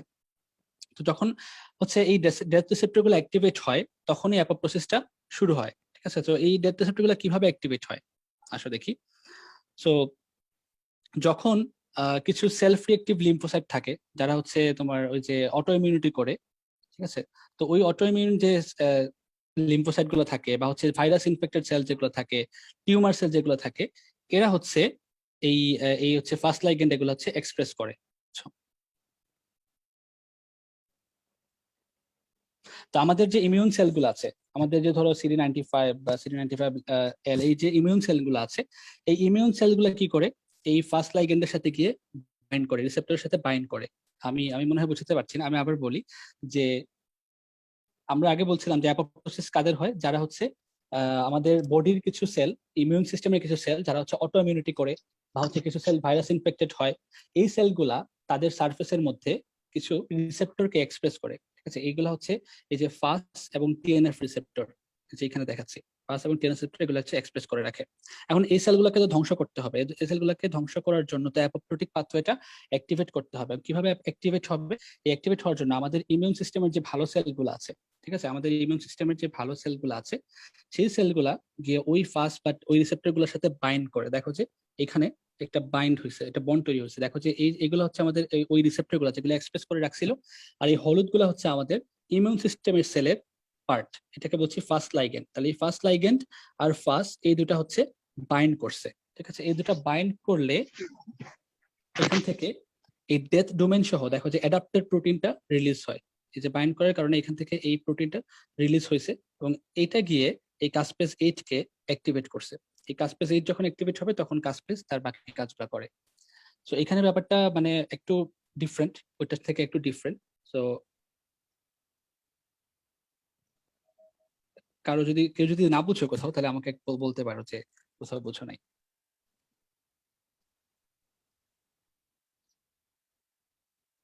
আচ্ছা, আমি আরেকবার ওভাবে করে দিই, তাহলে হচ্ছে আশা করি ক্লিয়ার হবে। যে সেলটাকে আমরা অ্যাপোপ্টোসিস করতে চাই, যে সেলটাকে আমরা ধ্বংস করতে চাই, সেই সেলের সারফেসের মধ্যে কিছু রিসেপ্টর থাকে, যাদেরকে বলছি ফাস এবং টিউমার নেক্রোসিস রিসেপ্টর, মানে ফ্যাক্টর। আর যে ধ্বংস করবে, আমার ইমিউন সিস্টেমের যে সেলটা এটাকে মারতে চাইবে, যেমন হচ্ছে সাইটোটক্সিক টি সেল, ধরো সাইটোটক্সিক টি সেল একটা ভাইরাস ইনফেক্টেড সেলকে মারতে যাচ্ছে। এই সেলটা ভাইরাস ইনফেক্টেড সেল, ভাইরাস, আর এটা হচ্ছে আমার সাইটোটক্সিক টি সেল, ঠিক আছে। এখন এই ভাইরাস সেলের এখানে কিছু রিসেপ্টর এক্সপ্রেস করা আছে, যেটাকে আমরা বলছি হচ্ছে ফাস। আর এই সাইটোটক্সিক টি সেলের মধ্যে আছে ফাস্ট লাইগ্যান্ড। এই দুটো যখন বাইন্ড করবে, তখন এই সেলের ভিতরে কাসপেসটা অ্যাক্টিভেট হবে। কাসপেসটা অ্যাক্টিভেট হলে সেই কাসপেসটা আলটিমেটলি অ্যাপোপ্টোসিস করবে। এটা হচ্ছে একদম শর্ট সামারি অ্যাপোপ্টোসিস, এই এক্সটেন্সিভ পাথওয়ে, ঠিক আছে। ভাইয়া ইন্ট্রিনসিক পাথওয়েটা আরেকবার একটু কাইন্ডলি বলবেন শর্টলি? আচ্ছা, হ্যাঁ, ইন্ট্রিনসিক পাথওয়েটা বলছি। ইন্ট্রিনসিক পাথওয়ের ক্ষেত্রে বলছিলাম যে ইন্ট্রিনসিক পাথওয়ে মেইনলি কাসপেজ অ্যাক্টিভেট করে হচ্ছে মাইটোকন্ড্রিয়া থেকে একটা সাইটোক্রোম সি বা এরকম কিছু প্রোঅ্যাপোপ্টোটিক প্রোটিন আছে, এরা হচ্ছে গিয়ে কাসপেজ অ্যাক্টিভেট করে, যারা মাইটোকন্ড্রিয়া থেকে বাইরে বের হয়। নর্মালি এদেরকে বাইরে বের হতে দেয়া হয় না, ঠিক আছে? কে দেয় না? BCL2 এবং BCLX এদেরকে বাইরে বের হতে দেয় না। এরা হচ্ছে কি করে, এদেরকে আটকায় রাখে। আবার এই কিছু বাক্স এবং বাক নামে দুটো দুষ্ট ছেলে আছে, এদেরকেও আটকায় রাখে। এদের কাজ হচ্ছে মাইটোকন্ড্রিয়ার মেমব্রেনটাকে ডিফেক্টিভ করে ফেলা এবং সাইটোক্রোম সি কে বের করে দেওয়া। তো এই রেগুলেটর গুলা কি করে, এদেরকেও ধরে রাখে এবং সাইটোক্রোম সি কেও ধরে রাখে, অর্থাৎ মেমব্রেনটাকে শক্ত করে রাখে যাতে মেমব্রেনটা ডিফেক্টিভ না হয়ে যায়, মেমব্রেনটাকে ইন্টিগ্রেট ঠিক থাকে। যখন এরকম ইনজুরিয়াস স্টিমুলাস আসে তখন একটা সেন্সর অ্যাক্টিভেট হয়, BS3 সেন্সর। এই সেন্সরটা এই বাক্স এবং বাককে শক্তিশালী করে তোলে, ওদেরকে ফুসলিয়ে শক্তিশালী করে তোলে, এবং ওরা আর এই রেগুলেটরের কথা শুনে না। না শুনে ওরা হচ্ছে মাইটোকন্ড্রিয়ার মেমব্রেনটা ড্যামেজ করে, তখন হচ্ছে মাইটোকন্ড্রিয়া থেকে সাইটোক্রোম সি বের হয়ে আসে। সাইটোক্রোম সি বের হয়ে আসলে এখান থেকে কাসপেজ অ্যাক্টিভেট হয়, আর কাসপেজ অ্যাক্টিভেট হইলে কাসপেজটা তার পুরো সেলটাকেই ধ্বংস করে দেয়। এই হচ্ছে অ্যাপোপ্টোসিসের মেকানিজম। আচ্ছা, আরো কিছু পাথওয়ে আছে সেল ডেথের, এগুলো অত দরকার নেই এখন। অটোফেগি তোমরা জানো যে অটোফেগি হচ্ছে যখন কোনো সেল হচ্ছে স্টারভেশনে থাকে, কোনো হচ্ছে সে নিউট্রিয়েন্ট ডিপ্রাইভেশনে থাকে, তখন সে নিজের লাইসোজোমের যে কন্টেন্ট গুলো সেগুলোকে বাইরে বের করে দেয় এবং লাইসোজোমটা নিজের সেলটাকে ডিস্ট্রয় করে দেয়। এটাই হচ্ছে অটোফেগি, এটা নিয়ে বেশি কোনো কথা নাই। আচ্ছা, তো এই হচ্ছে কথা। সেল ইনজুরি থেকে আমরা মোটামুটি শেষ করে ফেলছি, returns of cell injury and cell death. দেখো যে এখানের মধ্যে সামারি দেওয়া আছে, এই বক্সটা তোমরা পড়বা। এখানের মধ্যে সামারি দেওয়া আছে আলটিমেটলি যে নেক্রোসিস, অ্যাপোপ্টোসিস কি কি আছে, অ্যাপোপ্টোসিসের টাইপ, মাইটোকন্ড্রিয়াল পাথওয়ে, তারপর ডেথ রিসেপ্টর পাথওয়ে, ঠিক আছে? এখানে অটোফেগের কথা বলা আছে, এখানে আলটিমেটলি এই সবগুলো কথা সামারি এখানে দেওয়া আছে। Mechanism of cell injury and এটা আমরা পড়ে ফেলেছি আগে, তো আমাদের পড়া মোটামুটি শেষ। আমি আসলে আর বেশি লম্বা করতে চাচ্ছি না, আমাদের অনেকক্ষণ হয়ে গেছে অলরেডি, 4টা প্রায় 2 ঘন্টার কাছাকাছি চলে গেছে। আমাদের আরেকটা টপিক আজকে বাকি ছিল, সেটা হচ্ছে সেল অ্যাডাপ্টেশন। অ্যাডাপ্টেশনের মধ্যে আসলে একটা সেল যখন স্টিমুলাসের সাথে স্টিমুলাস ফেস করে, তখন মানে ইনজুরিয়াস স্টিমুলাসে ফেস করে, তখন সে কিভাবে এটা থেকে বাঁচার চেষ্টা করে। এখানে আমাদের 4টা টপিক আছে, একটা হচ্ছে হাইপারট্রফি, হাইপারপ্লাসিয়া, অ্যাট্রফি এবং মেটাপ্লাসিয়া। আমি সংক্ষেপে একটু রিভিউ করে দিই। হাইপারট্রফি হচ্ছে যে যখন কোনো সেলের সাইজটা বেড়ে যাবে, অর্থাৎ তার সাইজটা বড় হয়ে যাবে। যেমন এটা ফিজিওলজিক্যালি হতে পারে, যেমন আমরা যারা হচ্ছে কি করি, ওয়ার্কআউট করি, তারা জিম করে, তাদের দেখবা যে বাইসেপস, ট্রাইসেপস, মাসল অনেক ফুলে যায়। এটা হচ্ছে ফিজিওলজিক্যাল হাইপারট্রফি, ঠিক আছে? তো ওদের মাসেলের যে সেলগুলো সেগুলো আসলে বড় হয়ে যায়। আর প্যাথোলজিক্যালি কি হতে পারে? প্যাথোলজিক্যালি আছে তোমার যেমন লেফট ভেন্ট্রিকুলার হাইপারট্রফি, হার্টের ভেন্ট্রিকলটা মোটা হয়ে যায়, এটা হচ্ছে প্যাথোলজিক্যালি। ভেন্ট্রিকুলার সেলগুলো মোটা হয়ে গেছে, তখন হচ্ছে ভেন্ট্রিকুলার হাইপারট্রফি হয়। আচ্ছা, তারপরে আছে হচ্ছে হাইপারপ্লাসিয়া। হাইপারপ্লাসিয়া মানে হচ্ছে নাম্বার অফ সেল, মানে সেলের নাম্বার বেড়ে যাচ্ছে, ঠিক আছে? হাইপারপ্লাসিয়া সেলের নাম্বার বেড়ে যাচ্ছে। ফিজিওলজিক্যালি কিভাবে হয়? ফিজিওলজিক্যালি হচ্ছে মানে যখন ল্যাকটেটিং পিরিয়ড থাকে বা প্রেগন্যান্সিতে ফিমেল ব্রেস্টের মধ্যে এই হাইপারপ্লাসিয়া হয়, অর্থাৎ ব্রেস্টের যে সেলগুলো সেগুলো সেলের নাম্বার ইনক্রিজ হয় এবং হচ্ছে ব্রেস্টে হাইপারপ্লাসিয়া হয়। তারপর হচ্ছে প্যাথোলজিক্যালি কখন হয়? প্যাথোলজিক্যালি হচ্ছে তোমার ক্রনিক ইনজুরি হইলে, লং স্ট্যান্ডিং ইনফ্লামেশন বা ক্রনিক ইনজুরি হইলে তখন হচ্ছে স্কিনে বা ওরাল মিউকাসে হাইপারপ্লাসিয়া হতে পারে, ঠিক আছে? তারপর অ্যাট্রফি। অ্যাট্রফি মানে হচ্ছে হাইপারট্রফি ঠিক উল্টাটা। হাইপারট্রফি মানে সেলের সাইজটা বড় হয়ে যাওয়া, আর অ্যাট্রফি মানে সেলের সাইজটা ছোট হয়ে যাওয়া, ঠিক আছে? সেলের সাইজটা ছোট হয়ে যায়। তো এটা ফিজিওলজিক্যালি কখন হয়? যেমন হচ্ছে কারো হচ্ছে কি হতে পারে, অ্যাট্রফি অফ ব্রেইন হতে পারে বা অ্যাট্রফি অফ হার্ট হতে পারে, ঠিক আছে? এজিংয়ের সাথে সাথে। তারপর হচ্ছে তোমার যখন হচ্ছে ফিটাল ডেভেলপমেন্ট হয়, তখন থাইরোগ্লোসাল ডাক্ট যেটা থাকে সেটা কিন্তু অ্যাট্রফি হয়। তো এগুলো ফিজিওলজিক্যালি হয়। আর প্যাথোলজিক্যালি হচ্ছে অনেকভাবে হতে পারে, যেমন ওয়ার্কলোড যদি আমরা কমাই দিই, যেমন হচ্ছে কারো যদি লিম্ব যদি ইমোবালাইজ থাকে, মানে সে হাঁটাচলা করতে পারে না অনেকদিন ধরে, সেক্ষেত্রে হচ্ছে লিম্বের অ্যাট্রফি হতে পারে, ঠিক আছে? বা অনেকদিন ধরে বেড রেস্টে থাকলে সেক্ষেত্রে লিম্ব অ্যাট্রফি হতে পারে। ডিনার্ভেশন যদি হয়, ঠিক আছে? যদি কারো হচ্ছে নার্ভের ড্যামেজ হয়, সেক্ষেত্রে মাসলের অ্যাট্রফি হতে পারে, যেমন পোলিওমাইলাইটিস। পোলিওতে হচ্ছে মাসল অ্যাট্রফি হয় ডিনার্ভেশনের কারণে। তারপর ইস্কেমিক অ্যাট্রফি হতে পারে, যদি হচ্ছে ইস্কেমিয়া হয় ব্রেনে, তাহলে ব্রেন অ্যাট্রফি হয়, মানে অ্যাথেরোস্ক্লেরোসিসের কারণে, ক্যারোটিড আর্টারিতে যদি অ্যাথেরোস্ক্লেরোসিস হয় সেক্ষেত্রে হচ্ছে ইস্কেমিক অ্যাট্রফি হয়। তো এরকম ভাবে অ্যাট্রফি অনেক জায়গায় হতে পারে। আর লাস্ট হচ্ছে মেটাপ্লাসিয়া। মেটাপ্লাসিয়া হচ্ছে যে যদি কোনো সেল টাইপটা চেঞ্জ হয়ে যায়, ধরো যে একটা সেলের লাইনিং আছে, ধরো যে কলামনার এপিথেলিয়াম, সেটা চেঞ্জ হয়ে স্কোয়ামাস এপিথেলিয়াম হয়ে গেল, বা একটা জায়গায় স্কোয়ামাস এপিথেলিয়াম আছে, ওটা চেঞ্জ হয়ে কলামনার এপিথেলিয়াম হয়ে গেল, এটা হচ্ছে মেটাপ্লাসিয়া। তাহলে মেটাপ্লাসিয়া হচ্ছে reversible change in which one adult cell type is replaced by another cell type, ঠিক আছে, একটা সেল টাইপ থেকে চেঞ্জ হয়ে আরেকটা সেল টাইপ হয়ে যায়। তো এটা কখন হয়, একটা উদাহরণ দিই, যারা হচ্ছে ক্রনিক স্মোকার, যারা হচ্ছে টোবাকো স্মোকিং করে বা হচ্ছে যারা হচ্ছে মানে অনেক চেইন স্মোকার বলা যায়, তাদের ক্ষেত্রে তাদের যে মানে কি আছে, ট্রাকিয়ার যে লাইনিং আছে, ট্রাকিয়ার লাইনিং আমরা নর্মালি জানি যে সিলেটেড কলামনার এপিথেলিয়াল সেল, তাই না? ট্রাকিয়ার লাইনিং হচ্ছে সিলেটেড কলামনার এপিথেলিয়াম। তো ওইটা আসলে চেঞ্জ হয়ে স্ট্রেটিফাইড স্কোয়ামাস এপিথেলিয়াম হয়ে যায়। কারণ হচ্ছে সে যে স্মোক করতেছে, স্মোক করার কারণে স্মোকের যে কন্টেন্ট গুলো আছে সেগুলোতে সিলিয়াটা আসলে এই যে কলামনার এপিথেলিয়াম সেটা আসলে নিতে পারবে না, এটা বাঁচতে পারবে না। তো এই জন্য স্কোয়ামাস এপিথেলিয়াম হয়ে যায়। তো নর্মালি বলা যায় যে স্কোয়ামাস এপিথেলিয়ামটা কোনোভাবে এটা সার্ভাইভ করতে পারবে। আর এখানে কিন্তু লসও আছে, মানে এই বাঁচতে গিয়ে কলামনার এপিথেলিয়ামকে বাঁচাতে গিয়ে এখানে কিন্তু কিছু লস হয়। কলামনার সিলেটেড কলামনার এপিথেলিয়ামের যে ফাংশন গুলো আছে, মিউকাস সিক্রেশন বা সিলিয়ার যে ফাংশন গুলো ছিল, সেগুলো কিন্তু এখানে লস হয়। তো এই জন্য বলা হয় metaplasia is a double aged sword. এটা একটা কথা আছে, এটা পরীক্ষায় আসে রিটেনে, যে metaplasia is a double aged sword মানে কি। তো এটার মানে হচ্ছে যে মেটাপ্লাসিয়া আমরা একটা ভালো করার জন্য একটা সেল টাইপ চেঞ্জ হয়ে গেল, কিন্তু তাতে আবার ক্ষতিও হয়। এই কথাটা আছে, ডাবল এজ সোর্ড মানে ভালো করতে গিয়ে ক্ষতি হয়। সো স্মোকিং থেকে বাঁচার জন্য স্কোয়ামাস কলামনার থেকে স্কোয়ামাস হয়ে গেছে, কিন্তু আলটিমেটলি স্কোয়ামাস কলামনারের যে ফাংশন ছিল সেই ফাংশন গুলোও লস হয়ে গেছে। এটা আবার সবসময় যে কলামনার থেকে স্কোয়ামাস হয় এমনও না, স্কোয়ামাস থেকেও কলামনার হতে পারে। যেমন ইসোফেগাসে যাদের হচ্ছে রিফ্লাক্স ইসোফেগাস ডিজিজ থাকে, তাদের ক্ষেত্রে কি হয় যে অ্যাসিডিক কন্টেন্টটা, স্টোমাকের অ্যাসিডিক কন্টেন্টটা ইসোফেগাসে চলে আসে, তখন ইসোফেগাসের যে লাইনিংটা আছে স্কোয়ামাস লাইনিং, সেটা কিন্তু এই অ্যাসিডটাকে নিতে পারে না, তখন স্কোয়ামাসের এপিথেলিয়ামটা চেঞ্জ হয়ে কলামনার সেল হয়ে যায় ইসোফেগাসে। এটাকে বলা হয় বেরেট ইসোফেগাস। তো এরকম আর কি, মেটাপ্লাসিয়া মানে হচ্ছে সেলের লাইনিংটা চেঞ্জ হয়ে যাওয়া। এগুলো এটা মোটামুটি সহজ আছে, এগুলো তোমরা পড়লেই পারবা। তোমরা একটু পড়বা নিজেরাই, তাহলে দেখবা যে ইজি লাগবে। তো হাইপারট্রফি, হাইপারপ্লাসিয়া, অ্যাট্রফি এবং মেটাপ্লাসিয়া, এই চারটা তোমরা নিজেরা একটু পড়ে নিও। তো এই ছিল আজকের ক্লাস।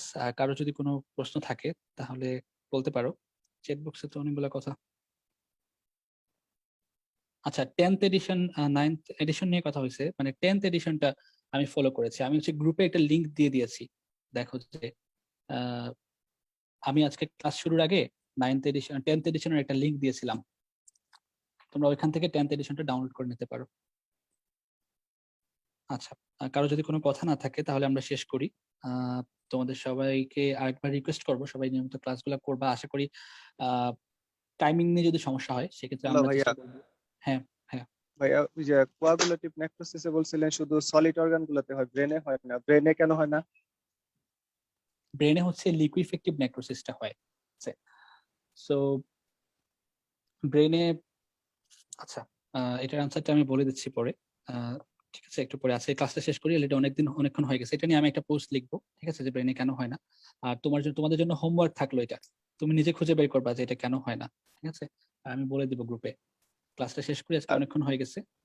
আর কোনো প্রশ্ন আছে বলো। আর ভাই ওই যে ভাইয়া আনস্যাচুরেটেড বলছিলেন ভাইয়া, স্যাচুরেটেড কেন হয় না? আচ্ছা, আনস্যাচুরেটেড ডাবল বন্ড থাকে, স্যাচুরেটেড ডাবল বন্ড থাকে না, এই জন্য হয় না। ভাইয়া কোয়াগুলেটিভ নেক্রোসিসে আমাদের মানে সেলুলার স্ট্রাকচারটা প্রিজার্ভ হইতেছে, কিন্তু লিকুইফেক্টিভ নেক্রোসিসে ওইটা লিকুইড ম্যাসে পরিণত হচ্ছে। ভাইয়া এখানে মানে কেন এটা স্ট্রাকচারটা প্রিজার্ভ হইতেছে আর লিকুইফেক্টিভে কেন মানে ওইটা লিকুইড ম্যাসে কনভার্ট হইতেছে? আচ্ছা, স্ট্রাকচারটা প্রিজার্ভ হচ্ছে না, আউটলাইনটা প্রিজার্ভ হয়, ঠিক আছে। হ্যাঁ ভাই, আউটলাইনটা প্রিজার্ভ কেন হচ্ছে? আচ্ছা, এখন নেক্রোসিস, কোয়াগুলেটিভ নেক্রোসিসে হচ্ছে আউটলাইনটা প্রিজার্ভ হচ্ছে কয়েকদিন ধরে, আর হচ্ছে লিকুইফেক্টিভে হচ্ছে এটা লিকুইড ভিসকাস মাসে চেঞ্জ হয়ে যাচ্ছে। কারণ হচ্ছে ওই যে বলছিলাম যে দেখো যে যখন নেক্রোসিসটা হয় তখন আসলে এখানে ইনফ্লামেশন তৈরি হয়, এখানে ইনফ্লামেটরি রিয়াকশন হয়। কারণ ইনফ্লামেশনের কারণে যে এনজাইমগুলো আসে সেইগুলো, এই এনজাইমগুলো থেকে যে এনজাইমগুলোর কারণে এখানে এটা এই লিকুইফেকশন হয়ে যায়, ঠিক আছে, বা এটা সফটেনিং হয়ে যায় সেলটা। এই সফটেনিং হওয়ার কারণে এটার এই কি হয়ে যায়, এটা ফার্ম টেক্সচার থেকে এটা লিকুইড ভিসকাস মাসে চেঞ্জ হয়ে যায়। আর কোয়াগুলেটিভের ক্ষেত্রে এটা হয় না, কোয়াগুলেটিভের ক্ষেত্রে টেক্সচারটা ফার্মই থাকে এবং আউটলাইনটা প্রিজার্ভ হয়।